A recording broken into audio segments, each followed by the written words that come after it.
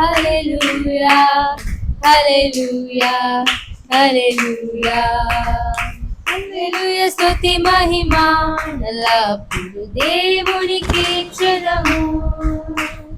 సైన్యములకు అధిపతి అయిన ఆ దేవుని స్తుతించెదము. సైన్యములకు అధిపతి అయిన ఆ దేవుని స్తుతించెదము. సాంద్రములను దాటించిన ఆ యెహోవాను స్తుతించెదము. సాంద్రములను దాటించిన ఆ యెహోవాను స్తుతించెదము. హల్లెలూయా స్తుతి మహిమ ఎల్లప్పుడు దేవునికి ఇచ్చెదము. హల్లెలూయా స్తుతి మహిమ ఎల్లప్పుడు దేవునికి ఇచ్చెదము. ఆకాశము నుండి మన్నాను పంపిన దేవుని స్తుతించెదము. ఆకాశము నుండి మన్నాను పంపిన దేవుని స్తుతించెదము. బండ నుండి మధుర జలములు పంపిన ఆ యెహోవాను స్తుతించెదము. బండ నుండి మధుర జలములు పంపిన ఆ యెహోవాను స్తుతించెదము. హల్లెలూయా స్తుతి మహిమ ఎల్లప్పుడు దేవునికి ఇచ్చెదము. హల్లెలూయా స్తుతి మహిమ ఎల్లప్పుడు దేవునికి ఇచ్చెదము. హల్లెలూయా హల్లెలూయా హల్లెలూయా హల్లెలూయా హల్లెలూయా హల్లెలూయా హల్లెలూయా హల్లెలూయా. రెండో పాటగా అన్ని నామముల కన్నా పైనామము అనే పాట పాడుకొని దేవుని నామం అయిపోతాం. అన్ని నామముల కన్నా పైనామము యేసుని నామము. ఎన్ని తరములకైన గణపరచదగిన క్రీస్తు నామము. యేసు నామము జయం జయము సాతాను శక్తులు లయం లయము. యేసు నామము జయం జయము సాతాను శక్తులు లయం లయము. హల్లెలూయా హోసన్నా హల్లెలూయా హల్లెలూయా ఆమేన్. హల్లెలూయా హోసన్నా హల్లెలూయా హల్లెలూయా ఆమేన్. పాపముల నుండి విడిపించును యేసుని నామము. పాపముల నుండి విడిపించును యేసుని నామము. నిత్య నరకాగ్నిలో నుండి రక్షించును క్రీస్తుని నామము. నిత్య నరకాగ్నిలో నుండి రక్షించును క్రీస్తుని నామము. యేసు నామము జయం జయము సాతాను శక్తులు లయం లయము. యేసు నామము జయం జయము సాతాను శక్తులు లయం లయము. హల్లెలూయా హోసన్నా హల్లెలూయా హల్లెలూయా హల్లెలూయా హోసన్నా హల్లెలూయా హల్లెలూయా ఆమేన్. సాతానుపై అధికారమిచ్చును శక్తి కలిగిన యేసు నామము. సాతానుపై అధికారమిచ్చును శక్తి కలిగిన యేసు నామము. శత్రు సమూహముపై జయమునిచ్చును జయశీలుడైన యేసు నామము. శత్రు సమూహముపై జయమునిచ్చును జయశీలుడైన యేసు నామము. యేసు నామము జయం జయము సాతాను శక్తులు లయం లయము. యేసు నామము జయం జయము సాతాను శక్తులు లయం లయము. హల్లెలూయా హోసన్నా హల్లెలూయా హల్లెలూయా ఆమేన్.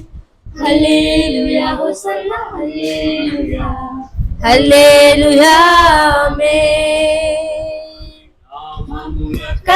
నాపై నామము యేసుని నామము ఎన్ని తరములకైనా కనపరచదగినది క్రీస్తు నామము.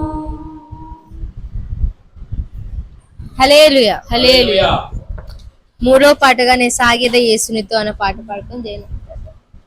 నేను సాగేద యేసునితో నా జీవిత కాలమంతా, నేను సాగేద యేసునితో నా జీవిత కాలమంతా, యేసుతో గడిపేదా యేసుతో నడిచేదా, యేసుతో గడిపేదా యేసుతో నడిచేదా, పరమును చేరగానే వెళ్ళేదా, పరమును చేరగానే వెళ్ళేదా, హానోకు వలె సాగేదా,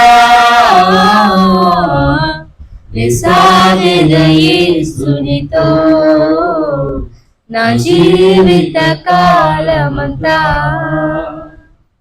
సాగేద యేసునితో నా జీవిత కాలమంతా. వెనుక శత్రువులు వెంటాడినను, వెనుక శత్రువులు వెంటాడినను, ముందు సముద్రము ఎదురొచ్చినా, ముందు సముద్రము ఎదురొచ్చినా, మోషే వలె సాగేదా, నే సాగేదా యేసునితో నా జీవిత కాలమంతా, నే సాగేదా యేసునితో నా జీవిత కాలమంతా.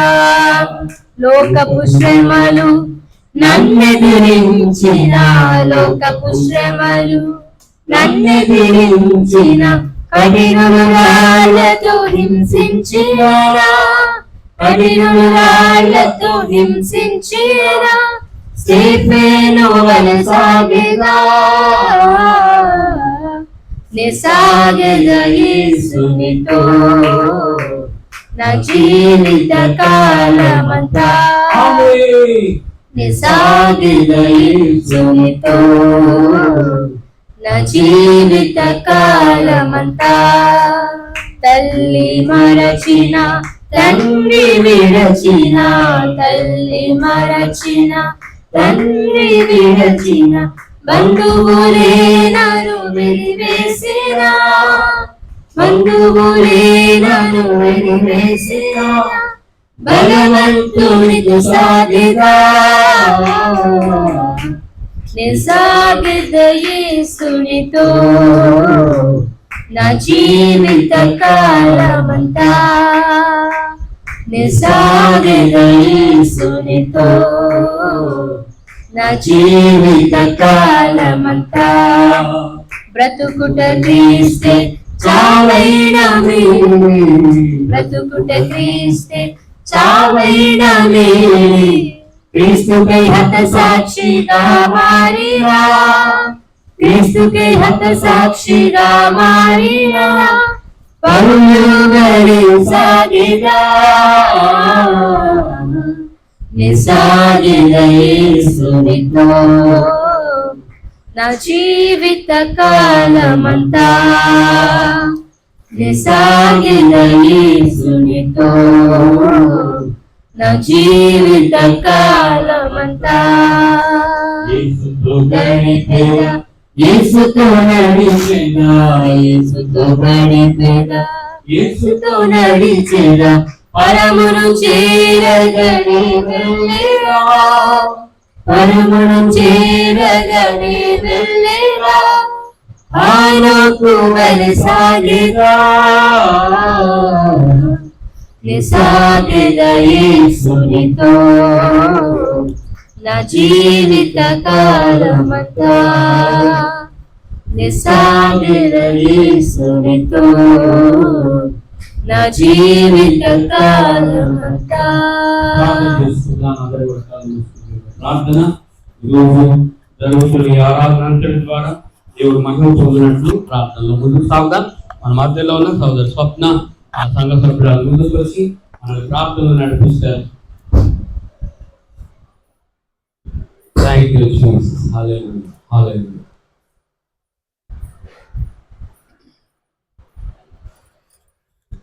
స్తోత్రం స్తోత్రం స్తోత్రం. మమ్మల్ని మిక్కులుగా ప్రేమించిన మా ప్రియ పరలోక తండ్రి నీకు వందనాలు స్తోత్రాలు నా తండ్రి. అయ్యా గడిచిన వారం అంతా నాయన నీ సజీవ రెక్కల కింద నాయన మమ్మల్ని భద్రపరిచినందుకు నీకే వేల స్తుతులు స్తోత్రాలు నా తండ్రి. అయ్యా ప్రభువా నా తండ్రి, వచ్చిన బిడ్డలు నా తండ్రి అయ్యా జ్ఞాపకం చేసుకోండి నా తండ్రి, దీవించి ఆశీర్వదించండి తండ్రి. అయ్యా రాని బిడ్డలను కూడా నాయన మీరు త్వరపెట్టి నడిపించండి నా తండ్రి. అయ్యా ప్రయాణంలో ఉన్న బిడ్డలను కూడా నాయన మీరు జ్ఞాపకం చేసుకొని క్షేమంగా నడిపించండి నా తండ్రి.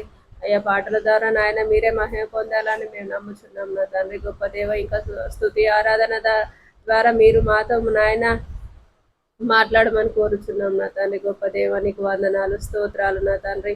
అయ్యా నాయన అయ్యా పాస్టర్ అన్న కూడా మీరు జ్ఞాపకం చేసుకోండి నా తండ్రి. అయ్యా పోయే ప్రతి నా తండ్రి వాక్యాన్ని నా తండ్రి మా మనసులో నా తండ్రి నెమరు వేసుకునే కృపను దయచేయండి నా తండ్రి.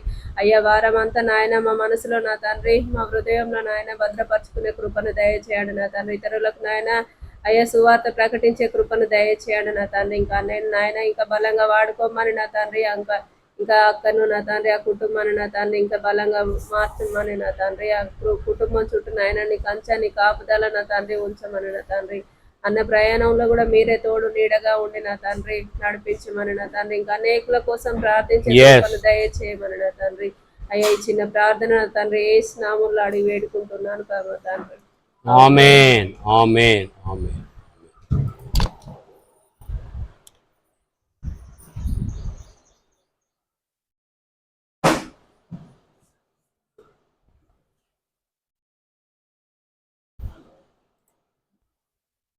మనమందరము లేచి నిలబడి దేవుని సన్నిధిలో కీర్తన భాగాన్ని చదువుకుందాం. మరి అందరూ బైబిల్ తెరిచినట్లయితే 59వ కీర్తన వద్ద ఈ బైబిల్ తెరవండి. 10 వచనాలు.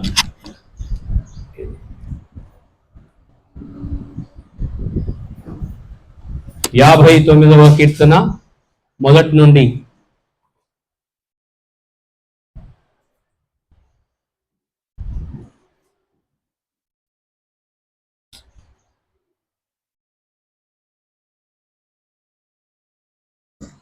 పెట్టుకో. 59వ కీర్తన మొదటి నుంచి 10 వచనం. నా దేవా నా శత్రువుల చేతిలో నుండి నన్ను తప్పింపుము. నా మీద పడువారికి చిక్కకుండా నన్ను ఉద్ధరించుము. పాపము చేయువారి చేతిలో నుండి నన్ను తప్పించుము. రక్తాపరాధుల చేతిలో నుండి నన్ను రక్షింపుము. నా ప్రాణము తీయవలనని వారు పొంచి ఉన్నారు. యెహోవా నా దోషమును బట్టి కాదు, నా పాపమును బట్టి కాదు, ఊరకయే బలవంతులు నా పైన పోగుబడి ఉన్నారు. నా యందు ఏ అక్రమమును లేకుండాను పరుగులెత్తి సిద్ధపడుచున్నారు. నన్ను కలుసుకొనుటకై మేలుకొనుము. సైన్యములకు అధిపత్యము యెహోవైన దేవా, ఇశ్రాయేలు దేవా, అన్యజనులందరినీ శిక్షించుటకై మేలుకొనుము. అధిక ద్రోహులను ఎవరిని కనికరింపకము. సాయంకాలమున వారు మరలా వచ్చెదరు. కుక్కవలే మరుగుచు పట్టణము చుట్టూ తిరుగుదురు. వినువారెవరును లేరనుకొని వారు తమ నోట నుండి మాటలు వెళ్ళగ్రక్కుదురు. వారి పెదవులలో కత్తులున్నవి. యెహోవా నీవు వారిని చూచి నవ్వుదువు. అన్యజనులందరినీ అపహసించుదువు. నీవు అపహసించుదువు. నా బలమా నా బలమా నీ కొరకు నేను కనిపెట్టుకొనుచున్నాను. నా ఉన్నతమైన దుర్గము దేవుడే. నా ఉన్నతమైన దుర్గము దేవుడే. నా దేవుడు తన కృపలో నన్ను కలుసుకొనెను. నా కొరకు పొంచి ఉన్న వారికి సంభవించిన దానిని దేవుడు నాకు చూపించును. వారిని చంపకము. ఏలయనగా నా ప్రజలు దానిని మరచిపోదురేమో. నా కేడమైన ప్రభువా ఈ బలము చేత వారిని చెల్లా చెదరు చేసి అనుగగొట్టుము. వారి పెదవుల మాటలను బట్టి వారి నోటి పాపమును బట్టి వారు పలుకు శాసనములను బట్టి అబద్ధములను బట్టి వారు తమ గర్వములో చిక్కుబడుదురుగాక. కోపము చేత వారిని నిర్మూలము చేయుము. వారు లేకపోవునట్లు వారిని నిర్మూలము చేయుము. దేవుడు యాకోబు వంశమును ఏలుచున్నాడని భూదిగంతముల వరకు మనుష్యులు ఎరుగునట్లు చేయుము. సాయంకాలమున వచ్చెదరు. కుక్కవలె మొరుగుచు పట్టణము చుట్టూ తిరుగుదురు. ఇంటి కొరకు వారు ఇటు అటు తిరుగులాడెదరు. తృప్తి కలుగని ఎడల రాత్రి అంతయు ఆగుదురు. నీవు నాకు ఎత్తైన కోటగా ఉన్నావు. ఆపద్దినమున నాకు ఆశ్రయముగా ఉన్నావు. నీ బలమును గూర్చి నేను కీర్తించెదను. ఉదయమున నీ కృపను గూర్చి ఉత్సాహగానము చేసెదను.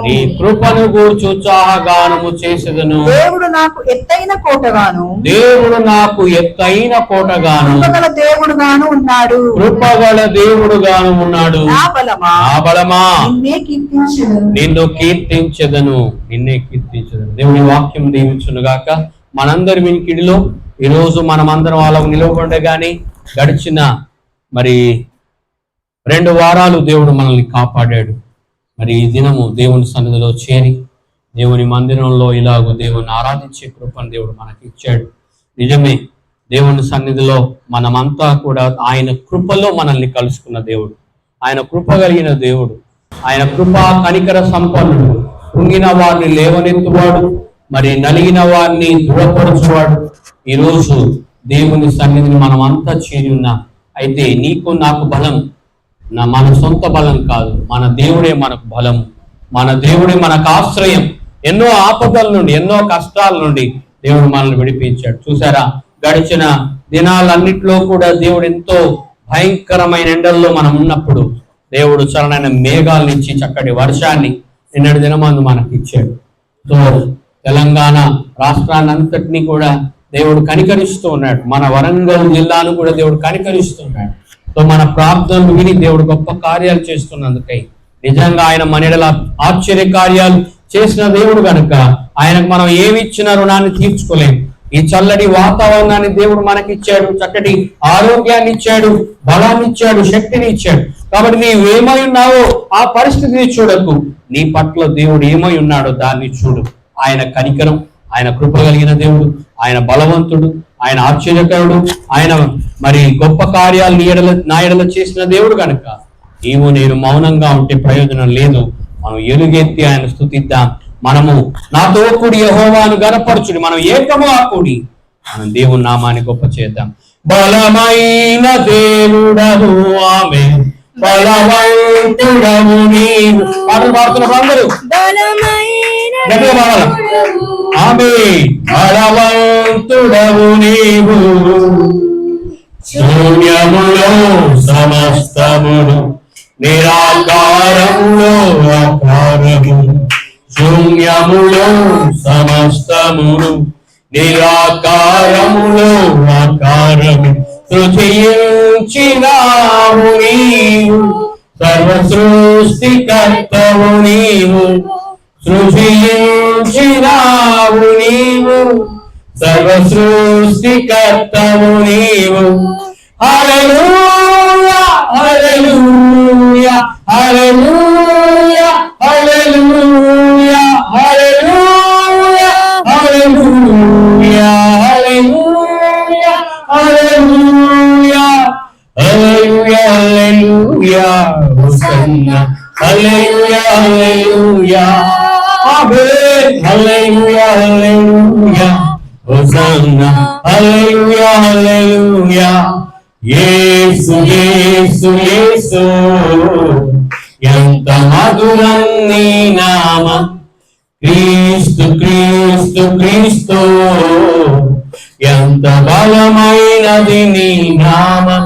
హల్లెలూయా హల్లెలూయా హల్లెలూయా హల్లెలూయా హల్లెలూయా హల్లెలూయా హల్లెలూయా హల్లెలూయా.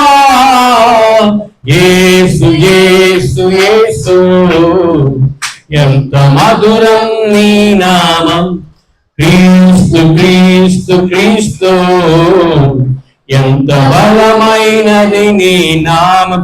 నల్లవ నల్లవ నల్లవ నల్లవ రేసు నల్లవా, నాంగలింగే పాడు మింగే రేసు నల్లవా, నల్లవ నల్లవ నల్లవ నల్లవ రేసు నల్లవా, నాంగలింగే పాడు మింగే రేసు నల్లవా. ఏసు నల్లవా ఏసు నల్లవా ఏసు నల్లవా ఏసు నల్లవా. మన దేవుడు దేవుడు యేసే దేవుడు ఆమేన్. మన దేవుడు దేవుడు యేసే దేవుడు.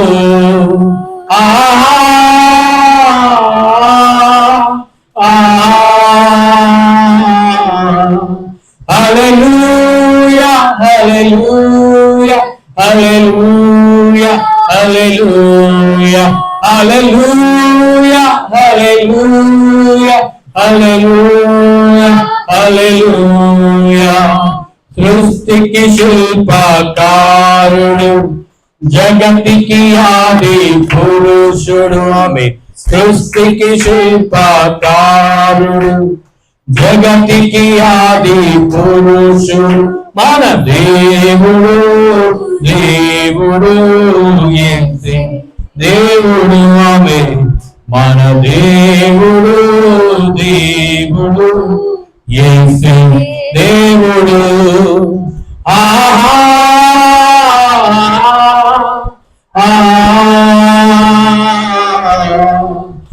హల్లెలూయా హల్లెలూయా హల్లెలూయా హల్లెలూయా హల్లెలూయా హల్లెలూయా హల్లెలూయా హల్లెలూయా. యెహోవా రోహి యెహోవా రోహి, యెహోవా నా కాపరి ఆమేన్. యేసయ్యా నా కాపరి. యెహోవా రోహి యెహోవా రోహి యెహోవా రోహి యెహోవా రోహి, యెహోవా నా కాపరి. యేసయ్యా నా కాపరి. రెండు చేతులు పైకెత్తి హోసానా హల్లెలూయా హోసానా హల్లెలూయా హోసానా హల్లెలూయా హోసానా హల్లెలూయా హోసానా హల్లెలూయా హోసానా హల్లెలూయా హోసానా హల్లెలూయా హోసానా హల్లెలూయా హోసానా హల్లెలూయా హోసానా హల్లెలూయా. నా కన్నుల కన్నీరు తుడచి యేసయ్యకే ఆరాధనా ఆరాధనా. నా కన్నుల కన్నీరు తుడచి యేసయ్యకే ఆరాధనా ఆరాధనా ఆరాధనా ఆరాధనా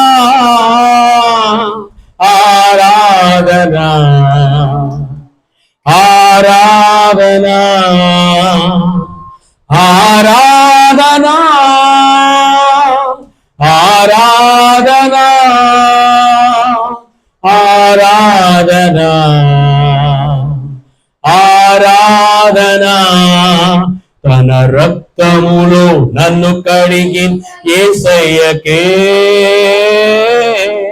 ఆరాధన ఆరాధన. తన రక్తములో నన్ను కడిగి యేసయ్యకే ఆరాధన ఆరాధన ఆరాధన ఆరాధన ఆరాధన ఆరాధన ఆరాధన ఆరాధన ఆరాధన ఆరాధన. ప్రార్థన చేసుకుందాం. ఇంతవరకు పాటల ద్వారా దేవునామం ఘనపరచబడ్డానికి, దేవునామాన్ని గొప్ప చేయడానికి దేవుడిచ్చిన ఇట్టి గొప్ప భాగ్యాన్ని బట్టి దేవాదేవునికి వందనాలు చెల్లిస్తూ ప్రార్థనలో ముందుకు సాగుదాం. మన మధ్యలో ఉన్నటువంటి మన సంఘ సభ్యురాలు సహోదరి షీల ముందుకు వచ్చి మన ప్రార్థనలు నడిపిస్తారు. అందరూ కూడా ప్రార్థనలో ఏకీభవిద్దాం. ప్రార్థన ఇంతమంది వాక్యం కొరకు మరి సహోదరి షీల ప్రార్థన చేస్తారు. Thank you Jesus. దేవా తండ్రి యేసయ్య ఇట్లా ప్రేమించిన మా తండ్రి నీ పరిశుద్ధ నామంలో వేకుంటూ ప్రార్థిస్తున్నాం తండ్రి.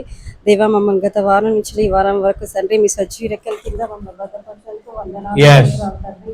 దేవా మీ పాటలతో తండ్రి మిమ్మల్ని గణపరిచాం. వాక్యం ద్వారా తండ్రి ఇంకా మీరు మమ్మల్ని బలపరచమని ప్రార్థిస్తున్నాం తండ్రి.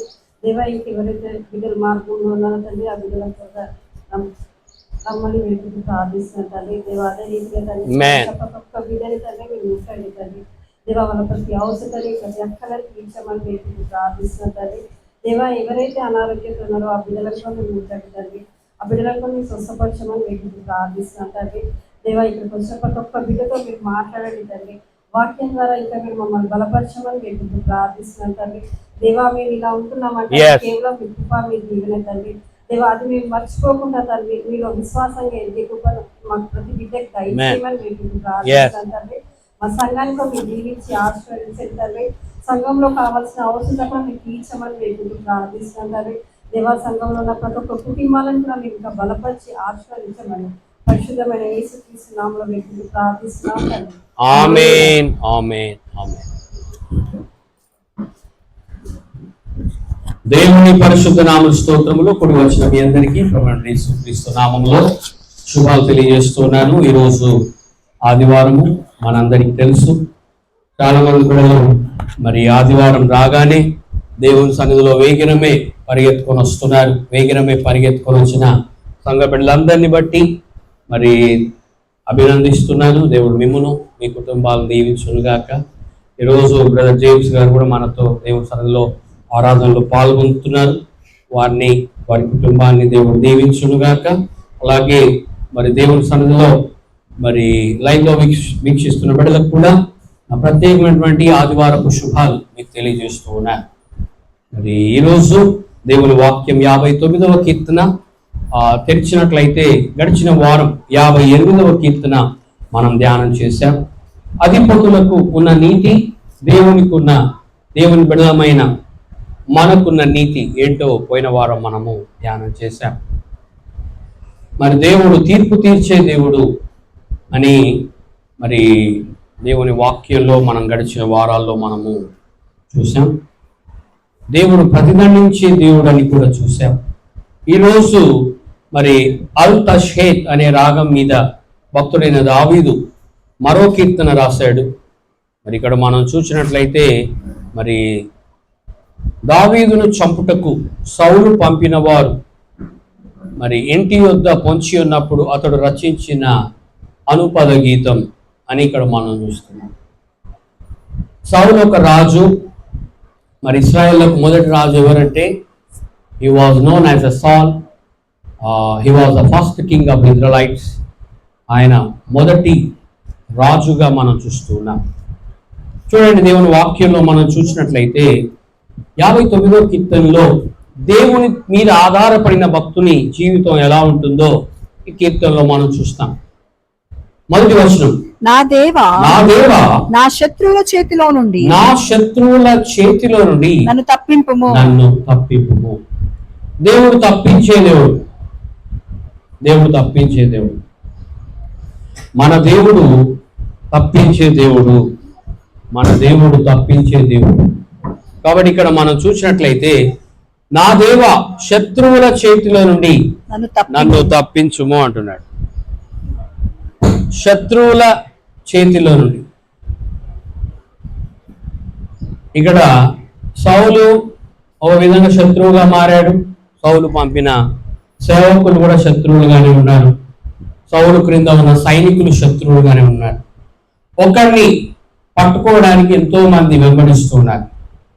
అయితే ఇంటిలో ఉండి రాస్తున్న కీర్తన చూడండి. దేవుని వాక్యంలో మనం చూసినట్లయితే ఇంటి యొక్క పొంచి ఉన్నప్పుడు అతడు రచించిన కీర్తన. House arrest. ఈ దినాల్లో చాలా మంది హౌస్ అరెస్ట్ అంటారు. హౌస్ అరెస్ట్ అంటే అతను ఇంట్లోనే ఉంటాడు కానీ అరెస్ట్ చేయబడు. సో దావీదు కూడా హౌస్ అరెస్ట్ అయినప్పుడు రాసినటువంటి కీర్తన ఇది. ఒక విధంగా హి వాజ్ హౌస్ అరెస్టెడ్ అంటే ఇంట్లోనే ఉంటాడు కానీ అరెస్ట్ అయ్యాడు.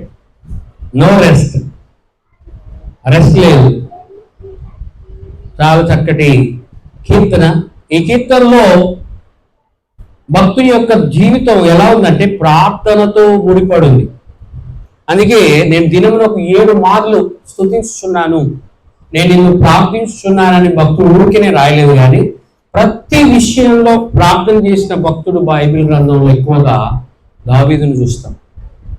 మనం కూడా మన జీవితంలో ఏదైనా కష్టం వస్తే, ఏదైనా అనుకోంది మన జీవితంలో జరిగినప్పుడు, పరిస్థితులు ప్రతికూలంగా ఉన్నప్పుడు మనం ఏం చేయాలి అన్నదానికి కీర్తన జవాబుగా ఉంది. మనం ఏం చేయాలంటే ఫస్ట్ మనం ఏం చేస్తామంటే మనకు ఏదైనా సమస్య వస్తే మనము ఫోన్ చేసి ఫ్రెండ్స్తో సమస్యను షేర్ చేసుకుంటాం. ఫస్ట్ మనం చేసేది ఏంటంటే మన యొక్క సమస్యను ఇతరులకు తెలియజేస్తాం.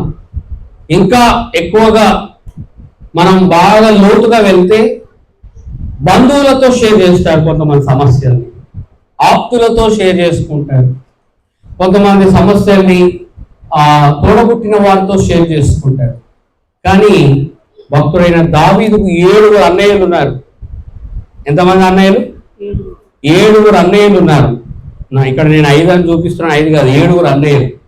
ఈ 7 అన్నయ్యలు ఉన్నప్పటికీ he never shared anything with his brothers.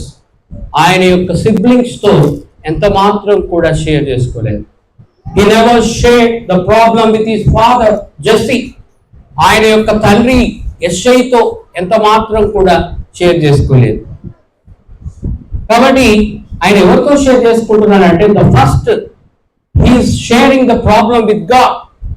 దేవునితో షేర్ చేసుకుంటున్నాడు. ఎందుకంటే పైనుండి వచ్చేటువంటి బలం చాలా గొప్పది, పైనుండి వచ్చే జవాబు చాలా గొప్పది, పైనుండి వచ్చే జ్ఞానం చాలా విలువైంది. కాబట్టి ఈ ప్రక్క ఆ ముందు వెనక ఎటు చూడట్లేదు.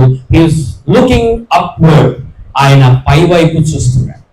సో మన జీవితాల్లో కూడా మనం చేయాల్సింది ఏంటంటే when the problems arise in our life, when the problem we are facing in our life, we need to look unto the Lord. మనం దేవుని వైపు చూడాలి.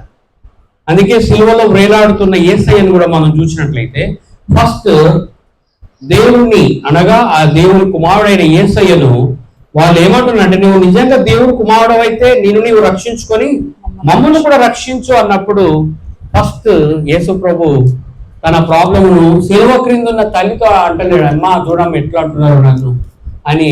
అక్కడ తల్లి కూడా ఉంది సిలువ క్రింద. సిలువ క్రింద తన సోదరులు కూడా ఉన్నాడు. కానీ యేసు చేసిన పని ఏంటో తెలుసా? తండ్రి వీరేమి చేయిస్తున్నారో వీరెరుగరు కనుక వీరిని క్షమించమని దేవునితో షేర్ చేసుకుంటున్నాడు. అంటే యేసు ప్రభువులో ఉన్నటువంటి గుణ లక్షణం దావీదు భక్తుల్లో కూడా మనం చూస్తున్నాం. పాత నిబంధన కాలంలో ఉన్న భక్తులతో కూడా మనం చూస్తున్నాం. అయితే ఇక్కడ ప్రార్థన డిఫరెంట్ గా ఉంటుంది. ఈ ప్రార్థనలో శత్రువుల యొక్క పని ఎలా ఉంటుందో ఇక్కడ రాస్తూ ఉన్నాడు. శత్రువులు, భక్తిహీనులు, భక్తి లేని వారి యొక్క పరిస్థితి ఎలా ఉంటుంది? దేవుడి పరిస్థితి మన ఎడల ఎలా ఉంటుంది ఈ కీర్తన చాలా చక్కగా రాస్తూ ఉన్నాడు. కాబట్టి ఈ కీర్తనలో అంటున్నాడు, నా దేవా నా శత్రువుల చేతుల నుండి నన్ను తప్పించుము. దేవుడు ఎప్పుడు తప్పిస్తాడు? మరి ఎప్పుడు తప్పిస్తాడు దేవుడు అంటే, అతడు నాకు మొర్ర పెట్టగా నేను అతనికి ఉత్తరం ఇచ్చేదను, శ్రమలో నేను అతనికి తోడై ఉండేదను, అతన్ని విడిపించి అతని గొప్ప చేసేదను అని అంటున్నాడు. చూడండి 9వ కీర్తనకు వస్తే భక్తుడు మోషే మరి శ్రమ కలిగినప్పుడు తప్పించే దేవుడు మన దేవుడు. 14వ వచనంలో చూస్తే అతడు నన్ను ప్రేమిస్తున్నాడు గనుక నేను అతన్ని తప్పించేదను అంటున్నాడు. హల్లెలూయా. కాబట్టి దేవుని ఎక్కువగా ప్రేమించే వారిని దేవుడు తప్పిస్తాడు ఖచ్చితంగా. దేవుడు మనల్ని ప్రేమిస్తున్నాడు. అల్టిమేట్ మనం ఆలోచన చేసేది ఏంటంటే, మనం ప్రేమించకపోయినా దేవుడు ప్రేమిస్తున్నాడు. మనం ప్రేమించకపోయినా దేవుడు ప్రేమిస్తున్నాడు. మనం దినమునకు 7 సార్లు ప్రార్థన చేసినా చేయకపోయినా దేవుడు మనల్ని ప్రేమిస్తున్నాడు. మనం రోజు లేవగానే వాక్యం చదివినా చదవకపోయినా దేవుడు ప్రేమిస్తున్నాడు. మనము కొన్నిసార్లు దేవుని సన్నిధికి రాకపోయినా ప్రేమిస్తున్నాడు. అయితే దేవుని ప్రేమ మనలాంటి ప్రేమ కాదు. అన్ని ఉన్నప్పుడే ప్రేమించడం కాదు, లేనప్పుడు కూడా దేవుడు మనల్ని ప్రేమిస్తున్నాడు.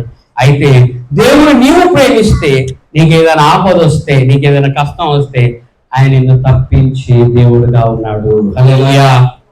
ప్రేమించేవాడు ఊరికే ఉన్నాడు. ప్రేమించేవాడు ఏం చేస్తాడంటే, ఏ ప్రాబ్లం వచ్చినా, ఇప్పుడు మనం ఎక్కువగా ఎవరిని ప్రేమిస్తామో వాళ్ళతో మనం షేర్ చేసుకుంటాం.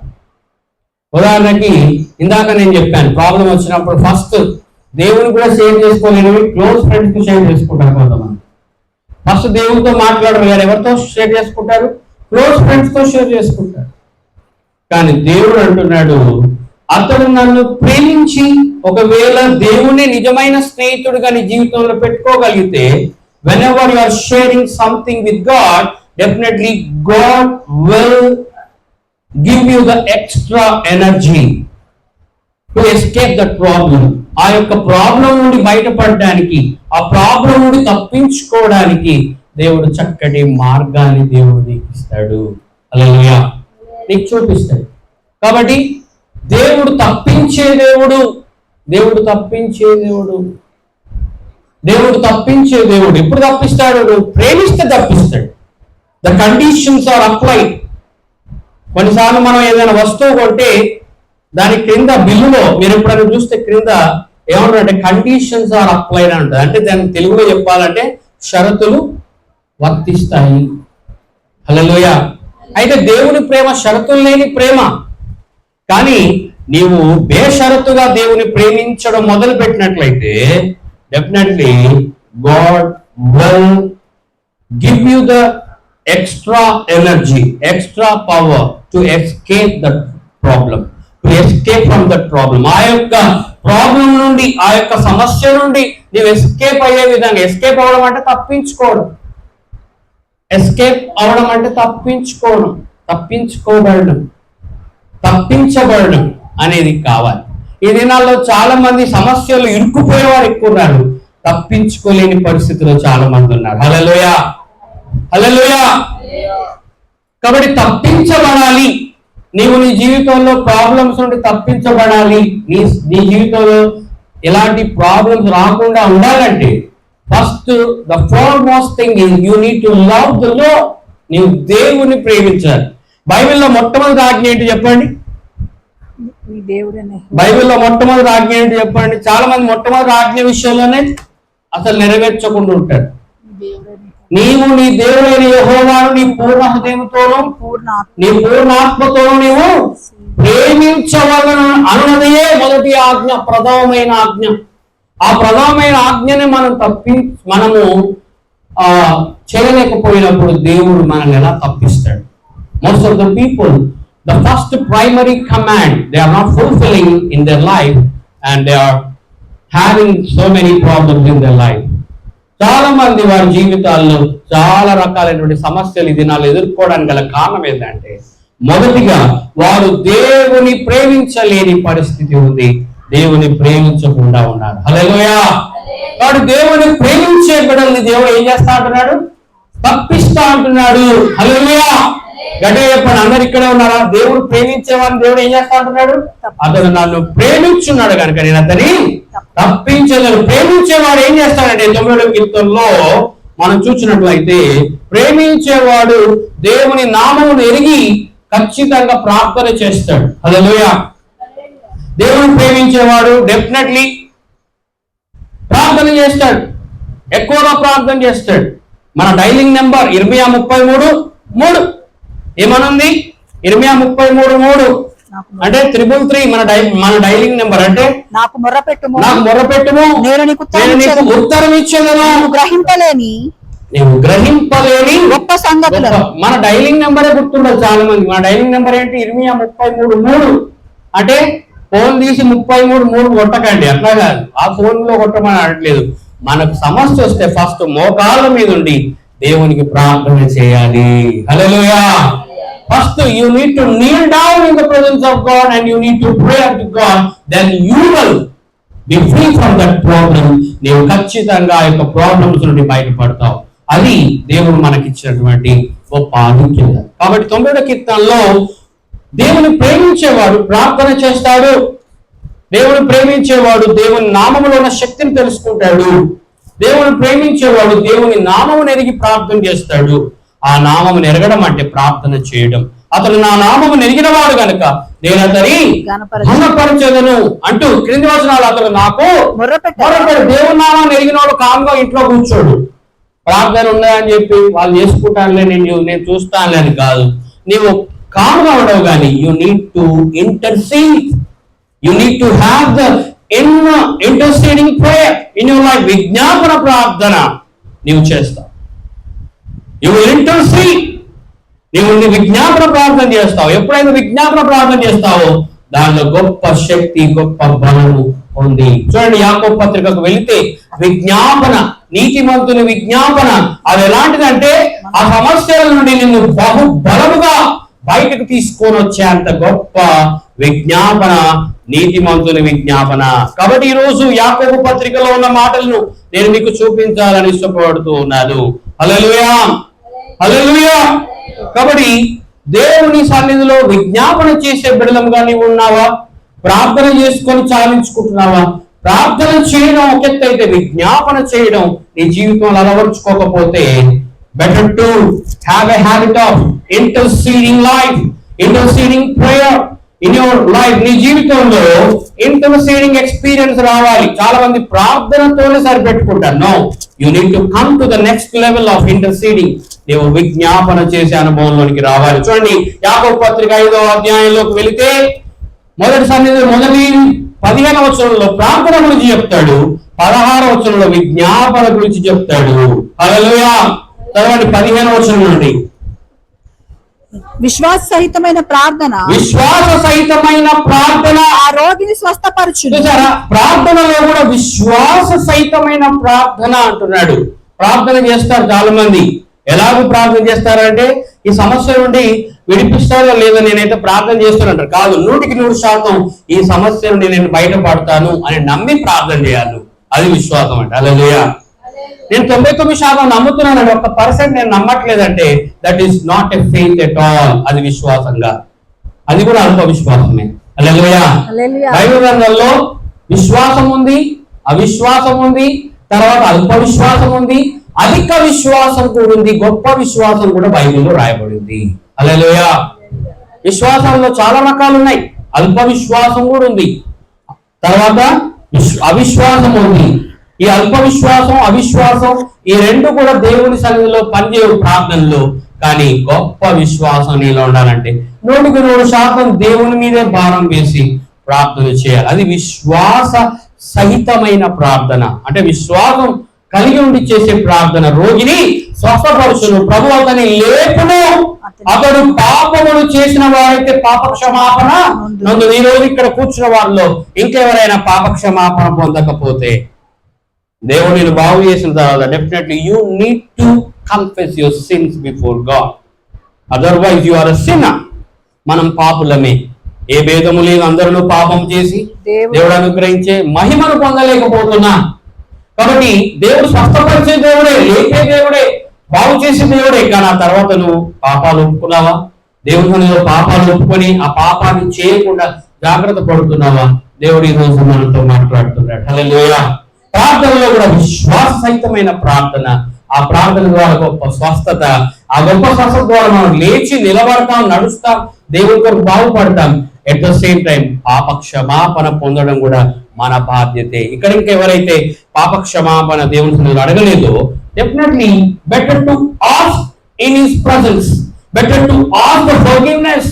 దేవుని దగ్గర ఖచ్చితంగా పాప క్షమాపణ ఉంది, దేవుని దగ్గర కృప ఉంది, దేవుని దగ్గర కృప ఉంది. 130వ కీర్తనలో ఆయన పాపమును క్షమించుటకు సిద్ధమైన మనసు గలవాడు. He was ever ready to forgive your sins. చాలా మందికి ఎవరు రెడీ అంటే మనకు బ్యాటరీలు తెలుసు. బ్యాటరీలు అంటే ఎప్పుడన్నా గడియారంలో ఉన్నటువంటి మూల ఆగిపోతే దానికి ఎవరు రెడీ బ్యాటరీ వేస్తాం అంటే అది ఎప్పటికి రెడీ ఉన్నది. కానీ నీ జీవితంలో కూడా ఆయన ఎప్పటికీ సిద్ధపడి ఉన్నాడు. నువ్వు ఎప్పుడు అడిగితే అప్పుడు పాప క్షమాపణ ఇవ్వడానికి. చాలా మంది దేవుడు సిద్ధంగా ఉన్నా కూడా పాపాలను ఒప్పుకోవడానికి సిద్ధంగా లేదు.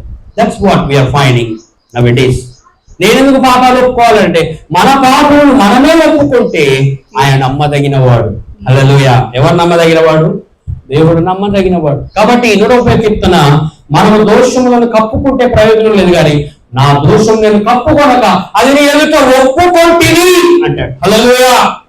ఈ రోజు దేవుని దగ్గర ఒప్పుకోవడం నేర్చుకోవాలి. కప్పుకోవడం మనము ఎంత మాత్రం చేయడానికి లేదు. 32వ కీర్తనలో చూస్తే, నా పాపమును నేను కప్పుకొనక, నా దోషం నేను కప్పుకొనక అది నీ ఎదుట ఒప్పుకొంటిని అంటాడు. హల్లెలూయా. Confession is the gateway for cleansing. ఈ రోజు దేవుని వాక్యం వింటున్నటువంటి మనం దేవుని సన్నిధిలో పాపములను ఒప్పుకొని ఎంతమంది వదిలిపెట్టారు. దేవుడు మిమ్మల్ని స్వస్థపరుస్తున్నాడు, బాగు చేస్తున్నాడు, అంతవరకు బాగానే ఉంది. కానీ అవసరాల కొరకు దేవుడు వాడుకొని వదిలేయడం కాదు. దేవునిలో ఉన్న గొప్ప సుగుణం ఏంటో తెలుసా? నువ్వు ఎప్పుడైతే దేవుని దగ్గర పాపాలు ఒప్పుకోవడం ప్రారంభిస్తావో, definitely God will heal your wounds, God will heal your sins. నీ యొక్క పాపాలను కూడా ఆయన విడిపించి నిన్ను స్వస్థపరుస్తాడు. పాపం అనేది గొప్ప రోగం. హల్లెలూయా. ఈ దినాల్లో చాలా మందికి ఉన్న పెద్ద రోగం ఏంటో తెలుసా? అన్నిటికంటే మించిన రోగం పాపము. పాపం వలన వచ్చు జీవితము మరణము. ఆ మరణం రాకముందే తరుణం ఉన్నప్పుడే దేవుని సన్నిధిలో పాపాలను ఒప్పుకొని వదిలిపెట్టాలి. మరలా వాటిని చేయడానికి లేదు. హల్లెలూయా. 130వ కీర్తనలో భక్తుడైన దావీదు అంటాడు, నీవు క్షమించుటకు సిద్ధమైన మనస్సు గలవాడవు. ప్రభువా, నేను నా దోషములను నీ ఎదుట ఒప్పుకుంటున్నాను అంటున్నాడు. హల్లెలూయా. హల్లెలూయా. నీవు దోషములను కనిపెట్టి చూసినలా ఎవరు నిలవగాడు, ఎవరు నిలవలేరు అంటాడు. 130వ కీర్తనలో చాలా చక్కగా మాటలు. నీవు దోషములు కనిపెట్టి చూచిన ఎడలా, యెహోవా నీవు దోషములు కనిపెట్టి చూచిన ఎడలా, ప్రభువా ఎవడు నిలవగలడు? అయినను జనులు నీ యందు భయభక్తులు నిలుపునట్లు, నీ యొద్ద క్షమాపణ ఏం దొరుకునట? పాప క్షమాపణ దొరుకును. మామూలు క్షమాపణ కాదు, పాప క్షమాపణ. ఆయన పాపము క్షమించుటకు సిద్ధమైన మనసత్వంలో ఉంది. హల్లెలూయా. హల్లెలూయా. కాబట్టి సిద్ధమైన మనస్సు దేవునిలో ఉన్నప్పుడు మనం చాలా సార్లు దేవుని సన్నిధికి రా. Most of the people they are not having the experience to forgive. ఈ యొక్క ఫర్గివ్నెస్ అనేటువంటి పాప క్షమాపణ పొందేటువంటి అనుభవంలోనికి రా. కాబట్టి దేవుని సన్నిధికి వచ్చేటువంటి మనం ప్రార్థనతోనే చాలించడం కాదు, విజ్ఞాపన అనుభవంలోనికి వెళ్ళాలి. నువ్వు స్వస్థపడిన తర్వాత నువ్వు ఇంకొకరు విజ్ఞాపన చేయాలి. నేను స్వస్థత పొందాను, అక్కడి వరకు ప్రార్థనతో చాలించావు, కానీ ఇంకా స్వస్థత పొందిన వాళ్ళు చుట్టూ ఉన్నారు. హల్లెలూయా. నీ చుట్టూ చాలా మంది ఉన్నారు. మరి వాళ్ళ కొరకు నువ్వు ఏం చేయాలి? ప్రార్థన కాదు, నువ్వు విజ్ఞాపన చేయాలి. హల్లెలూయా. నువ్వు ఒక్కసారి పాప క్షమాపణ నుండి విడిపించబడిన తర్వాత యు ఆర్ ఏ ఇంటర్సీడర్. నీవు విజ్ఞాపన కర్తవుగా దేవుని సన్నిధిలో మారాలి. హల్లెలూయా. చూడండి, యాకోబు పత్రిక 5వ అధ్యాయంలోకి వెళితే 16వ వచనంలో మీ పాపములను ఒకరితో ఒకరు ఒప్పుకోవడే అంటాడు. హల్లెలూయా. దేవునితో ఒప్పుకోవడం కాదు. ఎవరి మీద కోపం ఉంటే వెంటనే పోయి అమ్మా నీ మీద నాకు కోపం ఉండే, అయ్యా నీ మీద నాకు కోపం ఉండే, కానీ ఇప్పుడు నేను ఆ కోపాన్ని వదిలిపెడుతున్నానని దేవుని ఒప్పుకోవాలంట. హల్లెలూయా. ఎంతమంది చేశారు? కోపం చేయడు కానీ పాపము చేయకూడదు అన్నాడు. హల్లెలూయా. అయితే కోపము మనసులో పెట్టుకొని ఉంటే అది పాపంగా మారే అవకాశం ఉంది. కోపము పోవాలంటే, పాపం చేయకుండా ఉండాలంటే ఆ కోపము మనము ప్రదర్శించడానికి లేదు. వెంటనే దేవుని సన్నిధిలో ఒకడితో ఒకడు మీరు పాపములు ఒప్పుకోండి అంటాడు. హల్లెలూయా. మనం దేవుని దగ్గర ఒప్పుకుంటే సరిపోతుంది కదా, మళ్ళీ మనుషుల దగ్గర ఏంది? అట్లా చేస్తే నా లెవెల్ ఏం కావాలి, నేను ఏం కావాలి, నేను అట్లా చేస్తే నేను వాళ్ళ ముందు చులకనైపోతా కదా అని అనుకుంటాం. నో, నువ్వు ఒప్పుకోవడం ద్వారా అతని తల మీద నిప్పుల కుంపటి పెట్టినట్టు అవుతుంది. హల్లెలూయా. అర్థమైందా? ఎవరి తల మీద? ఎవరైతే నీ మీద కోపంగా ఉన్నారో, ఎవరైతే నీకు యాంటీగా ఉన్నారో, ఎవరైతే నీవు ఉన్నావో, నీవే మొదటిగా పాపము, నీవే నాకు ఇట్లా ఉండే, నాకు కొంచెం అసమాధానం ఉండడం మంచిగా అనిపించట్లేదని నీవే ఆ సమాధాన పడే పరిస్థితికి వస్తే ఆ వ్యక్తి మీద నిప్పుల కుంపటి పెట్టినట్టు అవుతారు. నేను ఇంతగా కోపంగా ఉన్నా, అతను మాత్రం చాలా కూల్ గా ఉన్నాడు, ఆమె మాత్రం చాలా కూల్ గా ఉంది. నిజంగా నావే తప్పని గ్రహించుకునే స్థితికి దేవుడు నడిపిస్తాడు. హల్లెలూయా. ఒకవేళ నడిపించకపోయినా దేవుని దృష్టిలో నీవు నిర్దోషి అవుతావు, దేవుని సన్నిధిలో నీవు నీతిమంతురాలిగా ఉంటావు. అయితే నువ్వు విజ్ఞాపన చేస్తే దానికి ఉన్న బలం మామూలుగా. ఈ 59వ కీర్తనలో భక్తుడు దావీదు విజ్ఞాపన చేస్తున్నాడు. హల్లెలూయా. ప్రార్థన కాదు, విజ్ఞాపన చేస్తున్నాడు. హల్లెలూయా. ఏమని ప్రార్థన చేస్తున్నాడో తెలుసా? నేను ఎవరి గురించి అయితే ప్రార్థన చేస్తున్నా వాళ్ళ గురించి నాకు అన్ని చూపిస్తున్నాను అంటాడు ఇక్కడ. హల్లెలూయా. చూసారా? నేను ఎవరి గురించి అయితే ప్రార్థన చేస్తున్నానో వాళ్ళ గురించి నాకు అన్ని చూపిస్తున్నాడు. ఇక్కడ మీరు ఎవరైనా అలాగ ప్రార్థన చేస్తే వాళ్ళకు జరగబోయేది కూడా దేవుడికి ముందుగా చూపిస్తాడు.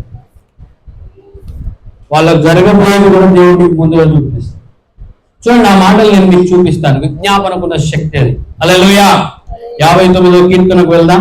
59వ కీర్తనలో నేను ఎవరి గురించి అయితే ప్రార్థన చేస్తున్నానో వాళ్ళు దినమేళ సాయంత్రం కాగానే కుక్కలాగా వచ్చి నా మీద అరుస్తున్నారయ్యా అంటాడు. మీరు బాగా 59వ కీర్తన చదవండి, 2 సార్లు ఆ మాట ప్రయోగించాడు. సాయంకాలమున వారు మరలా వచ్చేదరు, కుక్క వలె మొరుగుచు పట్టణము చుట్టూ తిరుగుదురు. వాళ్ళంతా పట్టణం చుట్టూ నా గురించి ప్రచారం చేస్తూ, ఈ పట్టణం చుట్టూ తిరగడం అంటే పట్టణం చుట్టూ తిరుగుతూ ఆ దావీదు అని చెప్పి నా గురించి ఎన్నో మాటలు మాట్లాడుతూ నన్ను ఎన్నో రకాలుగా హింసిస్తున్నారు, వారు మొరుగుతున్నారు అయ్యా, కుక్క వలె మొరుగుతున్నారు అంటున్నారు అని దావీదు భక్తుడు తన విజ్ఞాపనలో దేవునితో చెప్పుకుంటున్నాడు తన బాధ. చెప్తూ ఏమన్నాడంటే ఆ క్రింది వచనాల్లో, మరి ఊరకయే బలవంతులు నా పైన పోగుబడి ఉన్నారు, నా యందు ఏ అక్రమములు లేకున్నాను వారు పరుగులెత్తి సిద్ధపడుతున్నారయ్యా అంటాడు.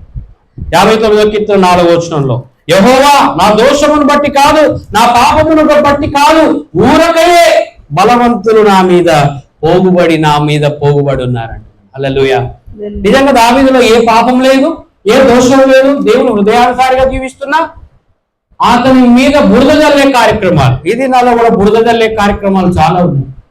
బురద జల్లే కార్యక్రమాలు, మంచిగా ఉన్నా కూడా అతని మీద నిందలు మోపడం, అతని మీద నిందలు వేయడం, అలాంటి వ్యక్తుల మీద నిందలు మోపడం, ఇలాంటివన్నీ జరుగుతూనే ఉన్నాయి. అయితే దావీదు భక్తుడు అంటున్నాడు, ఊరకయే బలవంతులు నా మీద పోగుబడి ఉన్నారు, నా యందు ఏ అక్రమం లేకున్నాను వారు పరుగులెత్త సిద్ధపడుచున్నారు, నన్ను కలుసుకుంటకై మేలుకొనుము, సైన్యములకు యెహోవా వైన దేవా, ఇశ్రాయేలు దేవా, అన్యజనులందరినీ శిక్షించటకై మేలుకొనుము అంటున్నాడు. భక్తుడైన దావీదు ఏమన్నా తెలుసా? అతని మీద పోగుపోయిన వారందరినీ అన్యులతో పోలుస్తున్నాడు. హల్లెలూయా. అతను నా స్నేహితుడు కాదు అన్యుడు అంటాడు. అతను నా స్నేహితుడు కాదు అన్యుడు, నన్ను తొనటకు తన బడిమనెత్తను అంటాడు. హల్లెలూయా. కాబట్టి నిన్ను అర్థం చేసుకునే వాళ్ళంతా అన్యుడుగానే ఉంటారు, దేవుని నమ్మినట్టే ఉంటారు, కానీ కొన్నిసార్లు వ్యతిరేకమైన పనులు చేసే వాళ్ళు కూడా ఉన్నారు. పౌలు కూడా దేవుని నమ్మినవాడే, దేవుని ఎరిగినవాడే, కానీ అన్యులాగా ప్రవర్తిస్తున్నాడు. సో ఈ రోజు దేవుని వాక్యం వింటున్నటువంటి మనం, నన్ను కలుసుకుంటకై మేల్కొనుము, సైన్యములకు అధిపతియగు యెహోవా అయిన దేవా, ఇశ్రాయేలు దేవా, అన్యజనులందరినీ శిక్షించుటకు మేల్కొనుము, అధిక ద్రోహుల్లో ఎవరిని కనికరింపకు అంటాడు. ఇది విజ్ఞాపన. ఫస్ట్ లో ఏమంటాడంటే అయ్యా వాళ్ళని చంపకంటాడు. మనకు కూడా కొన్నిసార్లు ఇలాంటి ప్రార్థనలు మనం చేస్తాం, అయ్యా చంపు వాళ్ళని అంటాం కానీ మనం చంపొద్దంట. కానీ ఇక్కడ మనం చూస్తే చంపకు అనే ప్రార్థన చేస్తాడు. ప్రార్థనలో మనకి ఎవరి మీద కోపం ఉంటే ప్రభు వాళ్ళని చంపే ప్రభు. కానీ భక్తుడైన దావీదు ఏమన్నాడు తెలుసా? వాడిని చంపకు అంటున్నాడు. అలాంటి ప్రేమ మనం సంపాదించుకోవాలి. కానీ క్రింది వచనాల్లో తను కూడా ఫెటప్ అయిపోయి దేవాలయం నిర్మూలన చేయగా నా వల్ల కావట్లేదని అసహనానికి లోనైన పరిస్థితి కూడా ఉంది దావీదు భక్తుడి జీవితంలో. హల్లెలూయా, హల్లెలూయా. చూడండి, దేవుడి వాక్యంలో మనం చూసినట్లయితే ఆ మాటలు మనము చూపిస్తాను నేను.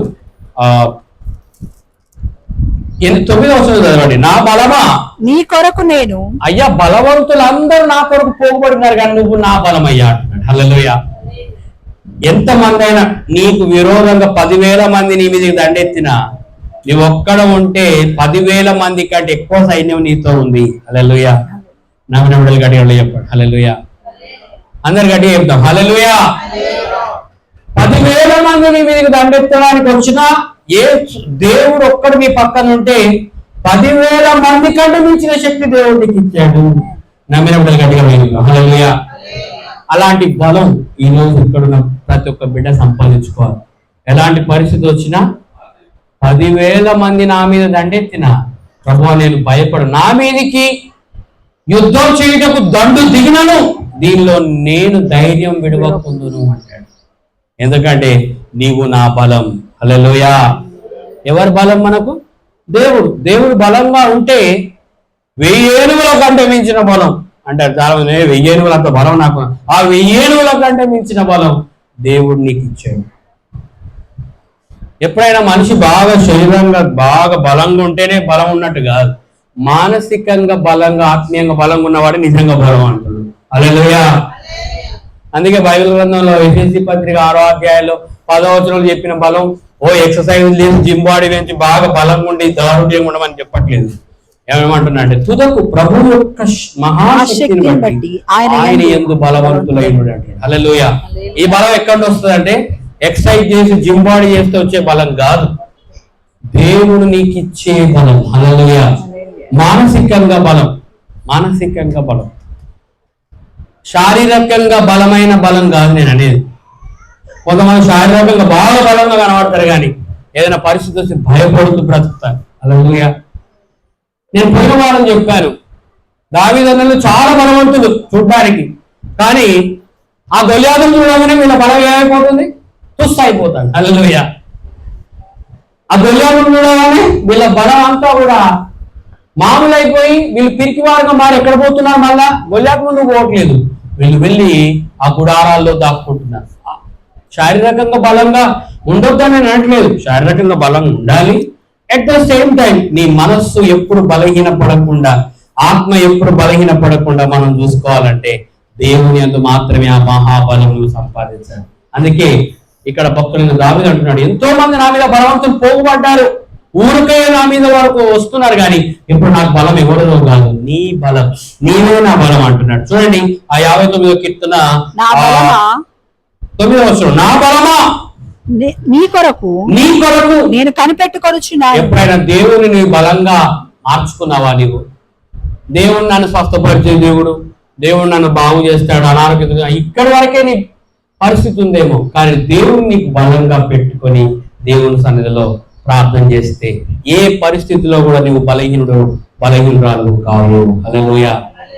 నువ్వు బలహీనుడవైనా బలవంతుడిగా మారుతావు. భక్తుడు నేను పౌలు ఏమన్నా తెలుసా? నేను ఎప్పుడు బలహీనుడనో అప్పుడే అందరు చెప్తామా? నేను ఎప్పుడు బలహీనుడనో అప్పుడే బలవంతుడను. హల్లెలూయా. నేను ఇప్పుడు బలహీనుడనైతే ఇంకొక 10 రోజులకు బలవంతుడు అయితే అంటే కాదు, నీవు ఎప్పుడు బలహీనుడవో అప్పుడే బలవంతురాలివి కావాలి, బలవంతుడివి కావాలి, దేవుని సన్నిధిలో బలం పొందాలి. హల్లెలూయా. ఇన్స్టెంట్ బలం దేవునిలో ఉంది.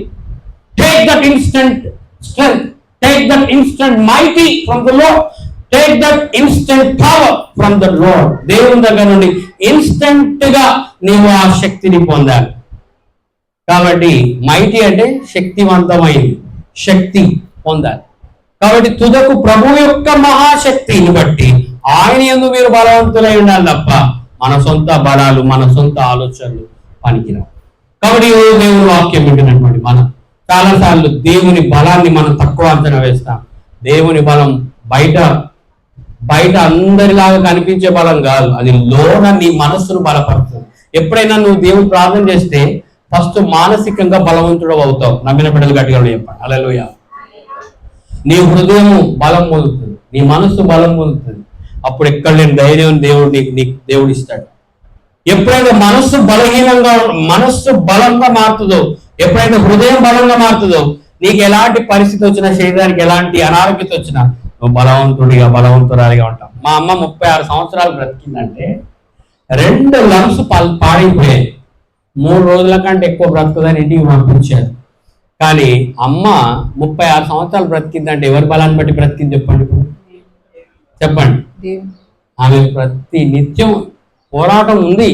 ఒక పక్క లోపల బలహీనతలు ఉన్నాయి, లేవని కాదు, కొరత ఉంటది. కానీ ఎప్పుడు దేవుని బలాన్ని ఆధారం చేసుకొని దేవుని కొరకు నడిచి హల్లెలూయా. ఈరోజు నేను ఎందుకు నా తల్లి గురించి ఇంతగా చెప్తున్నానంటే, ఆమె ఎప్పుడు బలాన్ని పొంది దేవుని కొరకు ముందుకు నడిచేది, దేవుని శక్తిని ఆధారం చేసుకొని జీవించి. వాస్తవికంగా అమ్మ పరిస్థితులు ఎవరున్నా కూడా అంతగా దేవుని కొరకు బలంగా ఉండలేరేమో అనిపిస్తుంది. కానీ ఆమెలో ఉన్న విశ్వాసం చాలా గొప్పది. కనాను స్త్రీతో ఒక మాట అంటాడు యేసు ప్రభు, ఏమన్నా తెలుసా? అమ్మా, నీ విశ్వాసం అల్పమైంది అంటాడా? నీ విశ్వాసం చాలా చిన్నగా ఉంది అంటాడా? అమ్మా, నీ విశ్వాసం గొప్పది. అమ్మ విశ్వాసం కూడా గొప్పది. హల్లెలూయా. అమ్మ దేవుని నమ్మిన నాటి నుండి 2019 నాటి వరకు ఎన్నో ఆటుపోట్లు ఎదుర్కొంది. కానీ ఆ పరిస్థితిలో కూడా దేవుని కొరకు బలవంతురాలిగా నిలిచి అనేకులను బలపరిచింది, విజ్ఞాపన చేసేది, అందరి కొరకు ప్రార్థన చేసి. ఈరోజు నేను ఎందుకు ఈ మాటలు అంటున్నా అంటే, నీవు కూడా ఎప్పుడు బలహీనుడువో, ఎప్పుడు బలహీనురాలివో అప్పుడే దేవుని బలాన్ని పొందాలి. భక్తులందరూ అలాగూ బలాన్ని పొందిన వారే. భక్తులైన దావీదు ఒంటరితనంలో కూడా బలాన్ని పొందాడు. ఎవరు లేరు తనను ఆదుకోవడానికి, ఎవరు లేరు తన చుట్టూ. తన అన్నయ్య ఉన్నావో లేనట్టే, తన తండ్రి ఉన్నావో లేనట్టే, కానీ దేవుడు ఉన్నాడు. ఆ దేవుని బలం అతనికి నిండుకున్నప్పుడు ఇప్పుడు ఏమంటుందో తెలుసా? నా బలమా అంటున్నాడు. చదవండి ఆ మాటలు 9వ వచనంలో, నా బలమా నీ కొరకు కనిపెడుతున్నాను. ఎప్పుడైతే నువ్వు దేవుని కొరకు కనిపెడతావో వాళ్ళు దేవుని నుండి గొప్ప శక్తిని పొందుతారు. హల్లెలూయా. నమ్మిన బిడ్డలు గట్టిగా చెప్తాం హల్లెలూయా, హల్లెలూయా. ఈ కనిపెట్టడాన్ని ఇంకొక మా తెలుగులో చెప్పాలంటే ఎదురు చూడడం. కనిపెట్టడం అంటే ఏంటి? ఇప్పుడు ఉదాహరణకి మీ భర్త బయటకు పోయాడనుకో, వచ్చే వరకు కనిపెడతాం ఆయన కొడుకుని, అంటే ఇప్పుడు వస్తాడా. అలాగే మీ ఇంట్లో ఎవరైనా పిల్లలు బయటకు వెళ్తే వాళ్ళు వచ్చేవారు కనిపెడతాం, ఎదురు చూస్తాం. ఈ కనిపెట్టడాన్ని ఎదురు చూడడం అంటారు. హల్లెలూయా. నీవు దేవుని కొరకు ఎదురు చూడడం ప్రారంభిస్తే నూతన బలం పొందుతావు. యెషయా గ్రంథం 40వ వచనంలో చూస్తే, ఈ రోజు కనిపెట్టడం అనే దాని గురించి నేను మీకు వివరంగా తెలియజేస్తున్నాను. భక్తుడు దావీదు కనిపెట్టాడు. He waited on the Lord. Waiting. We need to learn to wait on God, lean on God. దేవుని మీద మనము ఆధారపడి జీవించాలి. యెహోవా కొరకు 40వ అధ్యాయంలో చూస్తే, యెహోవా కొరకు ఎదురు చూచువారు నూతన బలం పొందుదురు. వారు పక్షి రాజుల వలె రెక్కలు చాపి పైకి ఎగురుదురు. ఎందుకు పక్షి రాజు అంటే ముసలితనం ఎరుగని పక్షి ఏదైనా ఉందా అంటే, భూమి మీద ఎన్ని పక్షులున్నా ముసలివై చచ్చిపోతాయి, కానీ ఒక పక్షి మాత్రం తన ఆయుష్ను పెంచుకుంటుందట. హల్లెలూయా. ఎట్లా పెంచుకుంటుంది తెలుసా? ఎట్లా పెంచుకుంటుంది ఆయుష్ అంటే, తనకు తెలిసిపోతుంది అన్నమాట. ఒక టైం రాగానే తనకు ఎగరలేని పరిస్థితి వస్తుంది, ఈకలన్నీ ముసలివైపోతాయి. అప్పుడు ఏకాంతంగా పోయి ఆ యొక్క పక్షిరాజు అంటే గ్రద్ద, మన భాషలో చెప్పాలంటే గ్రద్ద ఏంటి, ఈగిల్. ఈ గ్రద్ద పోయి ఏం చేస్తుందంటే, ఒంటరితనం ఎత్తైన ప్రదేశానికి పోయి తన ఈకలన్నీ వీకేసుకుంటుందట. ఏం చేస్తుంది? ఈకలు తన ముక్కుతో ఉన్న ఆ ముక్కుతో వాడిగా ఉంటుంది తన ముక్కు ఎడ్జు, ఆ ఈకలన్నీ పీకేసుకుంటే అది మొత్తం బోడిగా మారిపోతుంది. అప్పుడప్పుడు మనకు చెట్లు కూడా మీరు చూడండి, అప్పుడప్పుడు ఒక స్ప్రింగ్ టైం రాగానే, ఒక స్ప్రింగ్ టైం అంటారు దాన్ని ఇంగ్లీష్లో, అంటే ఆకులు రాలే కాలం. ఆకులు రాలే కాలం రాగానే చెట్టు పైన చూడండి ఒక్క ఆకు కూడా దాని మీద ఉండదు, కానీ ఆ తర్వాత మళ్ళీ చెట్టు వాడిపోయి చచ్చిపోతుందండి. ఆకులన్నీ పోయిన తర్వాత ఎప్పుడైనా చెట్టు చచ్చిపోతుందా? మళ్ళీ నిగనిగమ అనేటువంటి చిగురు వస్తుంది. అలాగే పక్షిరాజుకు కూడా కొత్త ఈకలు వస్తాయండి. కొత్త ఈకలు రాగానే అది నవయవనంగా తయారై మళ్ళా ఉన్నతమైన స్థలాల్లో ఉంటుంది. అది పక్షిరాజు యవనం. ఈరోజు దేవుని కొరకు ఎదురు చూసే ఏ ఒక్కరు కూడా ఇక్కడ బలహీనులు కాదు. You are more strengthen by God. నీవు దేవుని చేత అధిక బలం పొందినదాన్ని. హల్లెలూయా. అధిక బలం పొందినవాళ్ళు. ఇక్కడ ఏ బలహీనత మిమ్మల్ని ఆవరించున్నా ఆ బలహీనతలో గొప్ప బలాన్ని దేవుడు మీకు ఇచ్చాడు. నా మీద చెప్పాను. హల్లెలూయా, హల్లెలూయా. కాబట్టి ఈ పక్షి రాజుకున్న ఈకలు వేరే పక్షి వచ్చి పీకలు, దానంతరం అదే అది పీకేసుకుంటుంది. ఈ రోజు మనం ఏం పీకేసుకోవాలంటే మనలో ఉన్న దేవునికి అయిష్టమైన కార్యాలు తీసేసుకోవాలి. మనంతట మనమే తీసేసుకున్నప్పుడు you will become a more power, you will become a more energetic in the sight of God. నీవు దేవుని సన్నిధిలో గొప్ప బలవంతురాలిగా అవుతావు. ఏకాంతంగా వెళ్ళి ఆ ఎత్తైన కొండ మీద ఏకాంతముగా చేరి, ఈ పాట చక్కగా ఉన్నది, ఎత్తైన కొండ మీద ఏకాంతముగా చేరి దేవుని సన్నిధిలో రూపాంతర అనుభవాన్ని పొందడానికి ఇలాంటి శక్తిని నీవు పొందగలిగితే ఈరోజు నీవు కూడా పక్షిరాజువే, మనం కూడా పక్షిరాజులమే. కాబట్టి చాలా మంది సమస్యలు వచ్చినప్పుడు సమస్యల్లోనే అంతమొందించుకుంటారు. జీవితం కాదు, సమస్యల తర్వాత కూడా జీవితం ఉంది. సమస్యలే జీవితం కాదు, సమస్యల తర్వాత కూడా జీవితం ఉంది. కష్టాలే జీవితం కాదు, కష్టాల తర్వాత కూడా దేవుడు గొప్ప సుఖవంతమైన జీవితానికి పెట్టాడు. హల్లెలూయా. నా బ్రతుకంతా కష్టాలంట కాదు, అలా ఎవరు ఉండరు. ఏదో ఒక సందర్భంలో దేవుడు ఆనందాన్ని ఇస్తాడు. దేవుడు వాక్యంలో 30వ కీర్తనలో ఒకరికి ఏడుపు వచ్చి రాత్రి అంతా ఉండినను ఉదయం కాగానే మరల సంతోషాన్ని ఇచ్చే దేవుడు మన దేవుడు. హల్లెలూయా. 30వ కీర్తనకు వెళ్దాం. 30వ కీర్తనకు వెళ్తే సాయంకాలం ఏడుపు వచ్చి రాత్రి ఉండినను ఉదయం నా సంతోషము కలుగు. ఈ రోజు ఉదయాన్ని సంతోషాన్ని ఇచ్చే దేవుడిని నువ్వు కలిగి ఉన్నావు. అయితే రాత్రంతా ఉన్న దుఃఖాన్ని తలపోసుకుంటూ చాలా మంది దుఃఖమయం చేసుకుంటారు, సమస్యల వల్ల ఏం చేసుకుంటారు జీవితాన్ని. కానీ దేవుడు నీకు ఆనందాన్ని ఇవ్వడానికి సిద్ధంగా ఉన్నాడు. హల్లెలూయా. నీవు ఎప్పుడైతే దేవుని వైపు చూడడం మొదలు పెడతావో, దేవుని వైపు ఎదురు చూడడం మొదలు పెడతావో, దేవుని శక్తి వైపు ఎదురు చూడడం మొదలు పెడతావో, అప్పుడు you will receive a great power in the sight of God. హల్లెలూయా, హల్లెలూయా. దేవుని గొప్ప శక్తిని పొందుతాం. ఆదిమ సంఘం ఎదురు చూసిన సంఘమే, వాళ్ళు ఎదురు చూసి గొప్ప శక్తిని పొందారు. హల్లెలూయా. అపోస్తుల కార్యం 1వ అధ్యాయానికి వెళితే వారు పైకి చూడడం మొదలు పెట్టారు. They are looking upward. వాళ్ళంతా కూడా పైకి చూస్తున్నారు. ఎందుకు చూస్తున్నారయ్యా గడియ మనుషులారా మీరు పైకి అంటే, ఆ పైకి చూడడం ద్వారానే గొప్ప శక్తిని, పరిశుద్ధాత్మ అనే వ్యక్తిని వారి జీవితంలో పొందగలిగారు. హల్లెలూయా. చూడండి, మన అపోస్తుల కార్యం 1వ అధ్యాయానికి వెళ్తే, అపోస్తుల కార్యం 1వ అధ్యాయంలో వారు పరిశుద్ధాత్మ అనేటువంటి శక్తిని పొందారు. అప్పుడు పరిశుద్ధాత్మ మీ మీదకి వచ్చినప్పుడు మీరు శక్తి పొందెదరు. హల్లెలూయా. You are not become an ordinary, you are become as extraordinary. నీవు గొప్ప శక్తి కలిగిన దాను, గొప్ప శక్తివంతుడిగా ఉంటావు. కాబట్టి ఆదిమ సంఘం దేవుని కొరకు ఎదురు చూచింది, దేవుని శక్తి కొరకు ఎదురు చూచింది. వాళ్ళంతా మేడ గదిలో చేరారు. ఈ రోజు దేవుని సన్నిధికి ప్రతి ఆదివారం ఎందుకు గుడికి రావాలంటే, you will receive a extra energy, not your energy.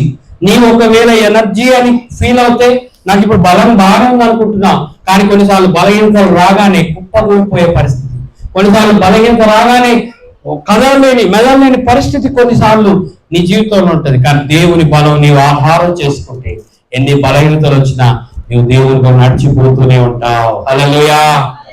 దేవుని కొరకు ఎదురు చూచేవారు అలయరు, సొమ్మసిల్లరు.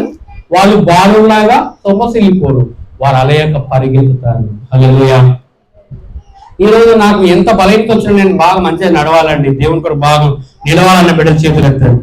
నిజంగా నాకు అలాంటి శక్తి కావాలన్నవారు రియల్లీ దేవుడు అలాంటి శక్తితో నింపునుగా. హల్లెలూయా. యెషయా గ్రంథం 40 అధ్యాయాలు అదే ఉంది. వారు పక్షి రాజుల వారి రెక్కలు చాపి పైకి ఎగురుతారు, వారు అలయక పరిగెత్తారు, సొమ్మసిల్లక నడిచిపోదురు. తర్వాత బాలురు సొమ్మసిల్లుదురు, అలయుదురు, యవనస్తులు తప్పక తొట్టిల్లుదురు. యెహోవా కొరకు ఎదురు చూచువారు నూతనమైన బలం పొందుతారు. హల్లెలూయా. కాబట్టి ఈ ఎదురు చూచే అనుభవం ఈ దినాల్లో ప్రతి ఒక్కరికి దేవుడు దయచేయుగాక. ఈ దినాల్లో ఓపిక లేవు. దయచేసి ఈ మాట అంటున్నందుకు ఎవరేమో అనుకోవద్దు. ఓపిక ఉండదు చాలా మందికి, కానీ దేవుని వాక్యంలో ఓపిక ఉన్నవాడిని దేవుడు ఆశీర్వదిస్తాడు. నువ్వు ఎదురు చూడడంలోనే గొప్ప శక్తి దాగింది. హల్లెలూయా. whenever you are waiting for the Lord, you will receive the great power.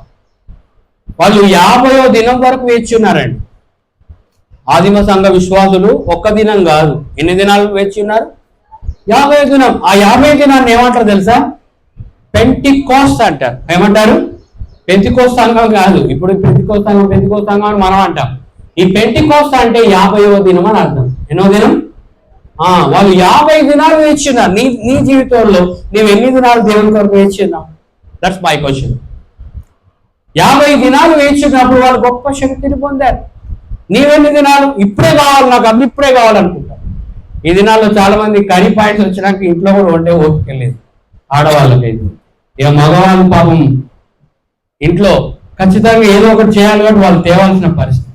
అలాగూ ఓపిక లేని పరిస్థితుల్లో ఇన్స్టెంట్ ఫుడ్, ఇన్స్టెంట్ అన్ని అయిపోవాలి, ఇప్పుడు కళ్ళ ముందే కనబడాలంటే కాదు. కొన్నిసార్లు దేవుడు చేసేంతవరకు నువ్వు ఓపికగా ఎదురు చూడాలి. హల్లెలూయా, హల్లెలూయా. యెహోవా కొరకు ఎదురు చూచువారు నూతన బలం పొందుతారు. ఆ నూతన బలాన్ని నువ్వు పొందినప్పుడు డెఫినెట్లీ నీవు ఇతర వ్యక్తుల్లాగా ఉండవు. ఎప్పుడు బలహీనుడవో అప్పుడు నువ్వు బలవంతుడు, ఎప్పుడు బలహీనరాలువో అప్పుడు నువ్వు బలవంతురాలుగా అవుతావు. నా మీద గట్టిగా చెప్తా హల్లెలూయా. నేను బలహీనరాలని కదా, నేను వాళ్ళ గుడికి పోకపోయినా మా పాస్టర్ని అర్థం చేసుకుంటాడు. No need to tell these excuses. ఈ వారం వాక్యం వింటున్న ఏ ఒక్కరు కూడా అమ్మ బలహీనతలో ఉండి కూడా దగ్గుకుంటూ వచ్చి కూడా ఇగో ఆ శీల పక్క ఉన్న చైర్లో కూర్చునేది. అమ్మ కూర్చునే చైర్ అక్కడే ఉండేది. ఎంత బలహీనంగా ఉన్నా ఆ చైర్లో కూర్చొని దేవుని బలాన్ని పొందేలేదు. హల్లెలూయా. ప్రతి వారం దేవుని శక్తిని పొంది ఆమె దేవుని కొరకు నడిచింది. అంతేగాని ఏ వారం గుడి మిస్ కాలేదు. హల్లెలూయా. She never miss the church. కాబట్టి మనము ఖచ్చితంగా దేవుని మందిరానికి రావాలి. ఎందుకు దేవుని మందిరానికి రావాలంటుంది తెలుసా? దేవుని మందిరంలో కూడా బలం ఉంది. నమ్మినప్పుడు గట్టిగా చెప్తాం హల్లెలూయా. చూడండి 63వ కీర్తనలకు వెళ్తే 63వ కీర్తన 1వ వచనంలో దేవా నేను వేకువనే లేచి నేను వెతుకుతాను అంటాడు. నువ్వు ఎప్పుడు వెతుకుతున్నావు? ఆయన బలాన్ని, ప్రభావాన్ని వేకువనే లేచి దేవుని మందిరానికి వచ్చి వెతుకుతున్నావా? నీ బలమును, నీ ప్రభావం చూడవాలని పరిశుద్ధాలయమందు నేను ఎంతో ఆశతో ఎక్కడ కనిపెడుతున్నాడమ్మా? ఎక్కడ కనిపెడుతున్నాడు? పరిశుద్ధాలయమందు ఆశతో కనిపెడుతున్నాడు. అంతేగాని ఈ రోజు నేను చర్చ పోకపోయినా అన్నయ్య అర్థం చేసుకున్నాడు, దేవుడు నిన్ను అర్థం చేసుకుంటున్నాడు అని దేవుని మీద ఏదో చిన్న చిన్న ట్యాగులు వేసి చిన్న చిన్న లేబుల్స్ ఇస్తారు కొంతమంది. దేవుడు చాలా కరుణామయుడు, ప్రేమమయుడు, ఇక్కడ వరకే చూస్తున్నాడు. దేవుడు నిన్ను స్వస్థపరిచిన తర్వాత నో మోర్ వీక్. హల్లెలూయా. ఇంకెంత మాత్రం నేను బలహీనరాల్ని, నాకు నడుము వస్తుంది, నాకు ఇది వస్తుంది అని చెప్పట్లేదు. నీవు ఎప్పుడు బలహీనరాలువో అప్పుడే దేవుని బలాన్ని పొందాలి. నువ్వు వస్తూ ఉంటే ఇంకా దేవుడు తన శక్తితో నింపుతాడు. అంతేగాని నేను రాను అంటే కాదు. కొన్నిసార్లు నువ్వు వెళ్తూ ఉంటేనే, దేవుడి మందిరానికి వస్తుంటేనే కార్యాలు జరుగుతాయి. ఆ 4 కుష్ఠరోగులు వాళ్ళు వెళ్తున్నప్పుడే వాళ్ళ చప్పుడుకు రథముల వారి గుర్రముల వారి కొట్టించాడు. హల్లెలూయా. అర్థమైందా? ఆ 10 మంది కుష్ఠరోగులు దేవుని మందిరానికి వాళ్ళు వెళ్తూ ఉంటున్నప్పుడే వాళ్ళని దేవుడు మధ్యలో స్వస్థపరిచాడు. హల్లెలూయా. హల్లెలూయా. అంతేగా నేను ఇంట్లో కూర్చుంటే అన్ని కార్యాలు జరగాలంటే జరగవు. నువ్వు దేవుని మందిరాన్ని పరిగెత్తుకొని వస్తూ ఉంటేనే God will do the healings in your life. దేవుడు స్వస్థపరిచేది. కాబట్టి చాలా మంది నేను బలహీనను, బలవంతురాలు, నేను బలహీనరాలు అనవద్దు ఇప్పటి నుండి. No more excuses. ఎవరు బలహీనులు కాదు, ఇక్కడ అందరు బలవంతులే దేవుని బట్టి. హల్లెలూయా. Nobody is weak. ఒకవేళ నీవే బలహీనాలు అనుకుంటే ఇంకా అలాగే ఉంటుంది పరిస్థితి. లేదు, నేను ఎప్పుడు బలహీనను అప్పుడే అందరూ చెప్తాం ఈ మాట, నేను ఎప్పుడు బలహీనను అప్పుడే బలవంతుడను.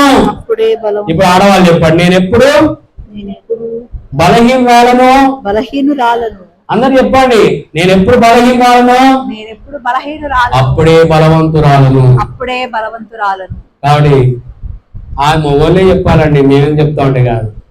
ఆడవాళ్ళు బలహీనమైన ఘటాలట బైబిల్లో. హల్లెలూయా. దయచేసి ఈ మాట అన్నందుకు ఏమనుకోదు, బైబిల్ వాక్యంలో స్త్రీలు మిక్కిలి బలహీనమైన ఘటం అని బైబిల్లో.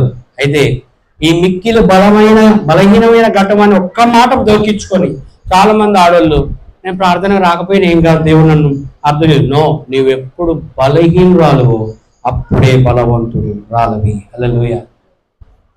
దయచేసి ఈ మాట ఎందుకు అంటున్నానంటే, బలహీనతలు నేను వెనుకకు లాగుతున్నా, నువ్వు ముందుకు వెళ్ళాలి తప్ప వెనుకకు వెళ్ళడానికి లేదు.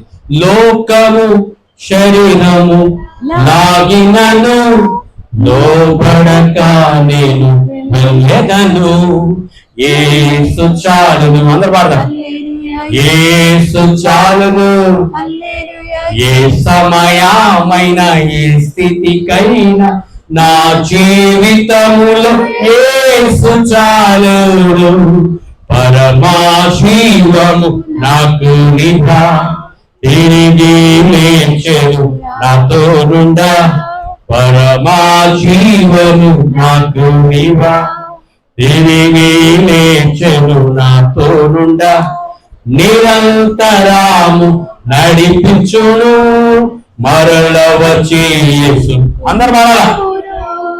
నిరంతరాము నడిపించును మరల వచ్చి యేసు కొని పోవును. గట్టిగా మరలా. ఏ సమయమైన నా జీవితములో యేసు చాలు. నువ్వు ఎప్పుడైతే దేవుడి కోసం నడవడం మొదలు పెడతావు, అప్పుడు దేవుడు తన కృపలో నిన్ను కలుసుకుంటాడు. ఈరోజు దేవుని నాకు కలవాలని ఉందండి, దేవునితో నేను ఎక్కువగా చేయాలని ఉందంటే, నువ్వు ఇంకా దేవునితో కలవకపోతే ప్రయోజనం లేదు. హల్లెలూయా. ఎవడు నా యందు నిలిచుండునో నేను ఎవరి యందు నిలిచుందునో వాడు బహుగా ఫలిస్తాడు. ఫలించే జీవితాన్ని దేవుడు ఇస్తాడు. నువ్వు ఆయనలో అంటు కట్టబడకపోతే, ఆయనలో నిలవకపోతే, ఆయన మాటలు నీలో లేకపోతే నువ్వు ఫలించలేవు, దేవుని కొరకు జీవించలేవు. హల్లెలూయా. చూడండి, దేవుని వాక్యంలో నేను ఆ మాటలు చూపించి ముగించడానికి ఇష్టపడుతూ ఉన్నాను. చూడండి, దేవుని వాక్యంలో 10వ వచనం చదవండి, 59వ కీర్తన. నా దేవుడు తన కృపలో నన్ను కలుసుకోవాలని, కృపతో కాదు, తన కృపలో. ఈరోజు దేవుడు నిన్ను కృపలో కలుసుకున్నాడు. అంతేగాని సత్యాన్ని ముందు పెట్టుకుంటే మనం ఎవరో నిలవలేదు. హల్లెలూయా. దేవుడు నిన్ను నన్ను ఎట్లా కలుసుకున్నాడు? తల్లి గర్భంలో నుండి ఇక్కడ నేను ఒక్క పాపం కూడా చేయలేదండి, ఒక్క అబద్ధం కూడా చెప్పలేదు అన్న వాళ్ళు ఉన్నారు ఎవరన్నా? ఎవరు? అందరూ పాపం చేసిన వాళ్ళే, మనం అంత పాపులమే. కానీ మన పాపాన్ని ముందు పెట్టుకొని మనల్ని కలుసుకోవడానికి ఆయన వస్తే మనం ఎవరో ఆయన ముందు నిలవలేము. కృపలో కలుసుకున్నాడు నిన్ను. హల్లెలూయా. ఆ కృపలో పాపిని పరిశుద్ధునిగా మార్చే కృప, దొంగను దొరగా మార్చే కృప, బలహీనులను బలవంతుడిగా మార్చే కృప, అనారోగ్యవంతురాలిని ఆరోగ్యవంతుడిగా మార్చే కృప, ఆ కృపలో దేవుడు నిన్ను కలుసుకున్నాడు. హల్లెలూయా. ఈరోజు దేవుడు నిన్ను నన్ను కృపలో కలుసుకుంటున్నాడు. అందుకే 59వ కీర్తనలో అంటున్నాడు, I want to conclude my message. 59వ కీర్తనలో ఎంత చక్కగా దేవుని గురించి అర్థం చేసుకున్నాడంటే, నా కొరకు పొంచిన వారికి సంభవించిన దాన్ని దేవుడు నాకు చూపించును. నువ్వు బాగా విజ్ఞాపన ప్రార్థన చేస్తుంటే రేపు ఏం జరుగుతుందో కూడా ఈ రోజు దేవుడు చూపిస్తాడు. హల్లెలూయా. అర్థమైందా? నువ్వు ఎప్పుడైతే దేవునితో బాగా అంటు కట్టబడిన జీవితం ఉంటుందో, రేపు ఏం జరగబోతుందో కూడా దేవుడు చూపిస్తాడు. నిన్ను ఎంతో మంది ఎన్నో రకాలుగా అంటూ హింసిస్తున్న వారిని కూడా వాళ్ళకి ఏ గతి పట్టబోతుందో కూడా చూపిస్తాడు దేవుడు. అలాంటి స్థితి పొందుకుందాం. ఇక్కడ మనం ఎవరో అక్కడికి పోతే ఆయన ప్రార్థన చేస్తే దేవుడు ఆయనకు చూపిస్తాడు కదా, నీకు చూపిస్తాడు దేవుడు. హల్లెలూయా. నీకు చూపిస్తాడు. ఆ ఆధిక్యత నువ్వు పొందుకోవాలి. అంతేగాని అక్కడికి పోతే ఆ పాస్టర్ గారికి అన్ని చూపిస్తాడు అండి, అని అంత ఆధారపడడం కాదు, నీవు ఆధిక్యత సంపాదించు. ఇక్కడ కూర్చున్న వాళ్ళందరూ కూడా నీవు నిజంగా దేవుని కొరకు బలహీనురాలుగా ఉండడం కాదు, నువ్వు గొప్ప బలం పొందితే దేవుడు అన్ని నీకు చూపిస్తాడు. ఎందుకో తెలుసా? ఆ ప్రార్థనలో ఉన్న శక్తిని పొందుతున్నావు. నువ్వు ఎప్పుడు దేవునితోనే అంటుకట్టుకున్న సంబంధం ఉంది. ఏది జరగబోతుందో కూడా దేవుడు నీకు అన్ని చెప్తాడు. హల్లెలూయా. ఎట్లా చెప్తాడు దేవుడు చెప్పండి? ఎట్లా చెప్తాడు? కళల ద్వారా చెప్తాడు. ఎంతమంది కళలు వస్తున్నాయి ఇక్కడ? నేను ఎప్పుడు పడుకున్న పీడకళ్ళు వస్తాయండి, చెడ్డకాళ్ళు వస్తున్నాయి. ఆ చెడ్డకాళ్ళు పీడకళ్ళు కాదు, ఎప్పటి నుండి దేవుని సంబంధమైన కళలు రావాలి. ఇక్కడ కూర్చున్న వాళ్ళు ఎంతమంది ఆదికాండం వింటున్నారు? ఆదికాండం యోసేపు గురించి వింటున్నారు. యోసేపు ఏం చేస్తాడు? ఆయనకున్న ఆధిక్యత ఏంటి? కళలు కనేవాడు, జరగబోయే వాటిని ముందుగా చూచేవాడు. అతనికి జరగబోయేవి కూడా తెలుస్తున్నాయి, ఆ కళలకు అర్థం కూడా చెప్తున్నాడు. అదండి దేవునికి ఉన్న ఆధిక్యత. దేవుడు ఒక్క మారు కాదు, 2 మార్లు పలుకుతాడు. కళ్ళ ద్వారా, రాత్రి కలుగు స్వప్నముల ద్వారా మాట్లాడతాడు. యోబు గ్రంథం 33:14 చదవండి. అది ఆ ఒక్క వచనం చదివితే నేను ముగించేస్తాను. చదవండి. యోబు గ్రంథం 33:14 దేవుడు ఒక్క మారు పలుకును, 2 మార్లు పలుకును, అయితే మనుషులు అది కనిపెట్టరు. ఈరోజు కనిపెట్టే పరిస్థితి గురించి నేను మాట్లాడుతున్నాను. కనిపెట్టడం జరగాలి. నువ్వు కనిపెట్టాలి. ఏం జరగబోతుందో కూడా దేవుడు నీకు చూపించాలంటే కనిపెట్టు.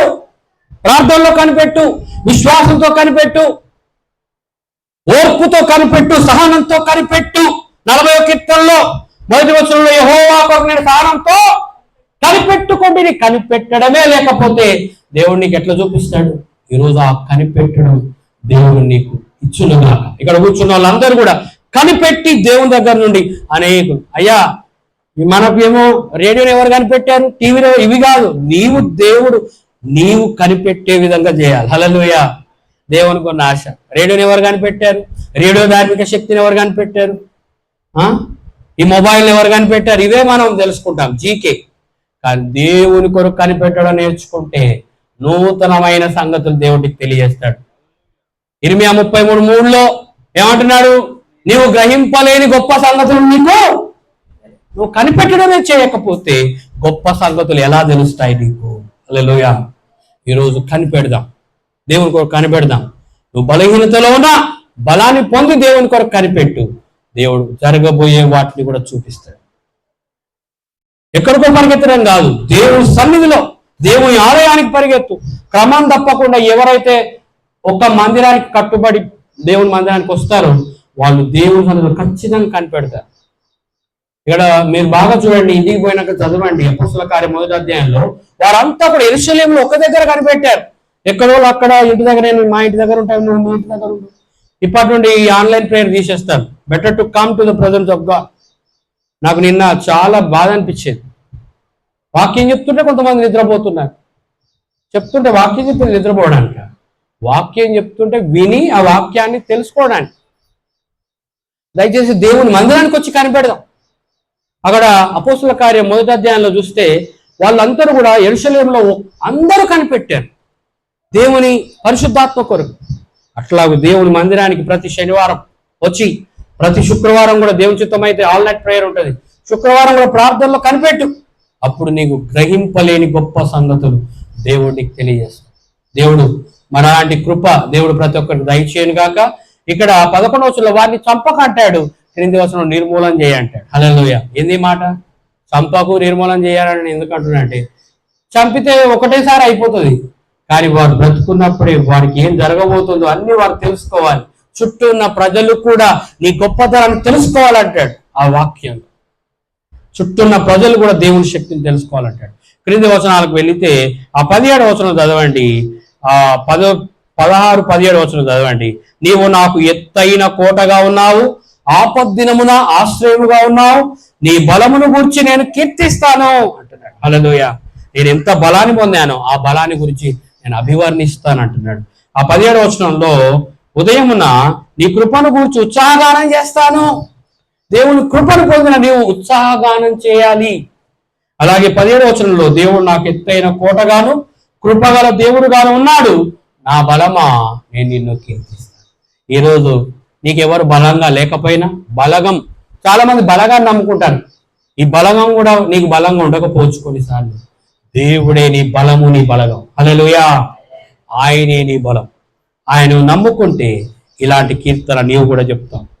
నా బలమా నేను నిన్ను కీర్తిస్తాను, నా బలమా నేను నిన్ను కీర్తిస్తాను, నీవు నాకు ఎత్తైన కోటగా ఉన్నావు అంటున్నాడు. హల్లెలూయా. అలాంటి కృప దేవుడు మనందరికీ దయచేయునుగాక. ప్రార్థన చేసుకుందాం. ఈరోజు ఎత్తైన కోటగా, ఎత్తైన బలముగా దేవుడు నీకు నాకున్నాడు. అవును, నీ బలహీనతను చూడకు. ఎక్కడున్న వారు అక్కడే లేచినబడి, ప్రభువా నీ బలం నాకు కావాలి, నీ బలం నేను ప్రేమిస్తున్నాను, యెహోవా నా బలమా నేను నిన్ను ప్రేమించున్నానని కీర్తనకారుడు అంటున్నాడు. ఈరోజు నీవు ఆయన ప్రేమిస్తావా? ప్రేమించడం అంటే ఏంటి ఈరోజు విన్నాం. ప్రార్థన చేయడం, ఆయన నామాన్ని ఎరగడం, ఏ రోజు కూడా ప్రార్థన మానకుండా దేవుని సన్నిధిలో విజ్ఞాపన చేయడం. ఈరోజు అలాంటి విజ్ఞాపనలో గొప్ప బలం ఉంది. నీతిమంతుని విజ్ఞాపన బహు బలము గలదై శక్తి కలిగినదై ఉండును అంటాడు. అలాంటి విజ్ఞాపన అనుభవం నీలో ఉందా? ఈరోజు నువ్వు బలహీనతలో కూరుకుపోయి ఒక వారం గుడికొస్తే 2 వారాలు గుడి మానేస్తున్నావా? అయితే నువ్వు బలహీనురాలివి, ఇంకా బలహీనుడిగానే ఉన్నావు. అయితే నువ్వు బలహీనురాలిగా ఉండడం కాదు, ప్రతి వారం దేవుని సన్నిధిలో బలాన్ని పొందు, దేవుని కొరకు వేచి ఉండు, దేవుని కొరకు ఎదురు చూడు. నూతన బలం పొందుతావు, నూతన శక్తిని పొందుతావు. నీ సమస్యలు కాదు చూచేది, దేవుల్లో ఉన్న బలాన్ని చూడు. ప్రార్థన చేసుకుందామా? ఇంకా ఎవరైనా పాపాలు ఒప్పుకోనట్లయితే దేవుని సన్నిధిలో మీ పాపములు ఒప్పుకోండి. దేవుడు ఈరోజు పాపాల గురించి కూడా మాట్లాడాడు. అవునా, నేను పాపిని, నేను అనారోగ్యవంతురాలని నాకు నేనే ముద్ర వేసుకున్నాను. కానీ నువ్వు ఆరోగ్యవంతుడివి, నువ్వు ఆరోగ్యవంతురాలు అని వాక్యం సెలవిస్తుంది. నాకు నేనే బలహీనురాలిగా తీర్పు తీర్చుకొని నీ సన్నిధిలో నేను బలహీనుడని అయిపోతున్నాను ప్రభువా, నాకు నేనే దిగజార్చుకుంటున్నాను. నేను ఎప్పుడు బలహీనుడనో అప్పుడే బలవంతురాలు అంటున్నావు. అయితే నాలో ఉన్న పాప హృదయం నన్ను బలహీనుడిగా చేస్తుంది. దయతో నన్ను క్షమించు. నీ దగ్గర నేను పాపాలు ఒప్పుకుంటున్నాను, నీ దగ్గర నేను నా దోషమును ఒప్పుకుంటున్నాను. ప్రభువా నన్ను క్షమించు, నన్ను పరిశుద్ధతలో నడిపించంటే చాలు, దేవుడు నిన్ను పవిత్రపరుస్తాడు. ఇంకా ఎవరైనా పాపములు ఒప్పుకోనట్లయితే దేవుని సన్నిధిలో పాపిని ఒప్పుకోండి. దేవుడు తన కృపతో నింపుతాడు, తన పరిశుద్ధతో నింపుతాడు, తన బలముతో నింపుతాడు, తన ప్రేమతో నింపుతాడు, తన సమాధానంతో నింపుతాడు, తన కృపతో నింపుతాడు, తన శక్తితో నింపుతాడు, తన ఆరోగ్యముతో నింపుతాడు, తన నూతన బలముతో నింపుతాడు. పక్షి రాజుల వలె రెక్కలు చాపి ఎగరడానికి దేవుడు కృప చూపుతాడు. అలాంటి కృప దేవుడు మనందరికీ దయచేయును గాక. ప్రార్థన చేసుకుందాం.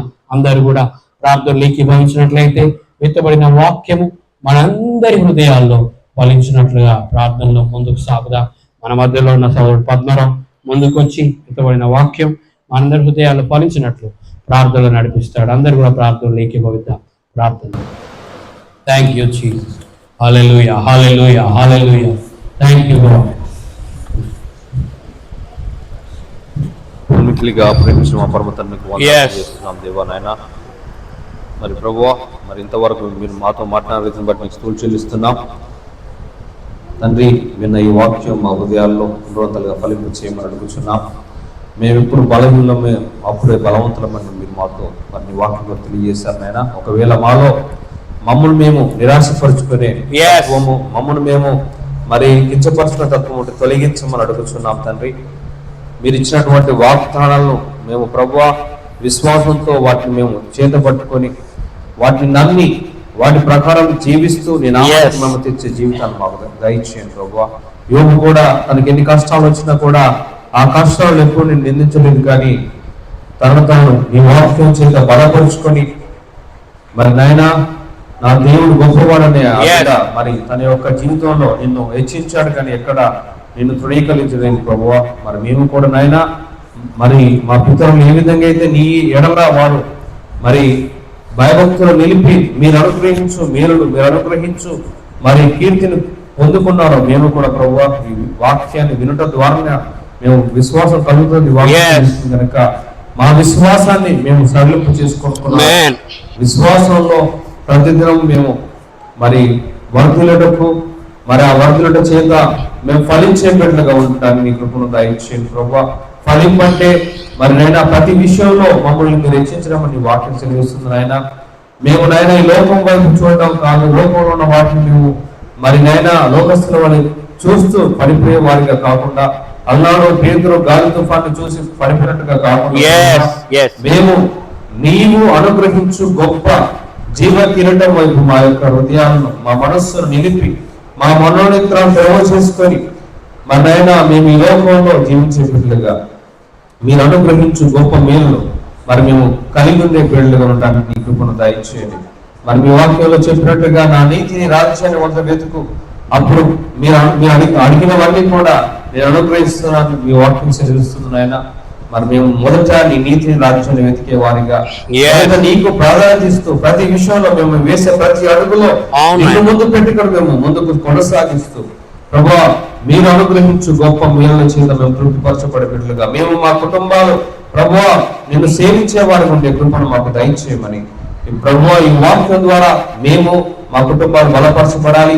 విన్న బిడ్డలందరూ కూడా నేను లైవ్ ద్వారా వింటున్న వారు కూడా మరి బలపరచబడి వారు ఆశ్రయించబడి కృపను దయచేయమని నీ దాసుని సర్వస్వాన్ని మరుగుపరిచి మీరు ఇచ్చినటువంటి గొప్ప వర్తమానాన్ని బట్టి నీకు వేలాది వందలు ఆరోపిస్తూ నాయన ఈ యొక్క మరి సంఘ పరిశీలన కూడా ఇంకా అనేక ప్రాంతాలకు విస్తరింపజేసే కృపను దయచేయమని మా సంఘ నిర్మాణం కొరకు నీ కార్యం జరిగించమని ఈ కొద్ది ప్రార్థన ప్రభువుని యేసుక్రీస్తునామములో వేడుకొంచున్నాము పరమ తండ్రి.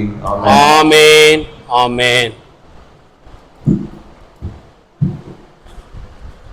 మనమందరము ఆలయంలో నిలబడి ఉండగానే మనం దేవుని సన్నిధిలో పాట పాడుతుండగా దేవుని సన్నిధి తీసుకొని వచ్చిన కానుకలు కృతజ్ఞతార్పణల దశమ భాగంలో దేవుని సన్నిధిలో అర్పిద్దాం. మన మధ్యలో ఉన్న క్వాయర్ బిడ్డలు పాటలు పాడి దేవుని నామమున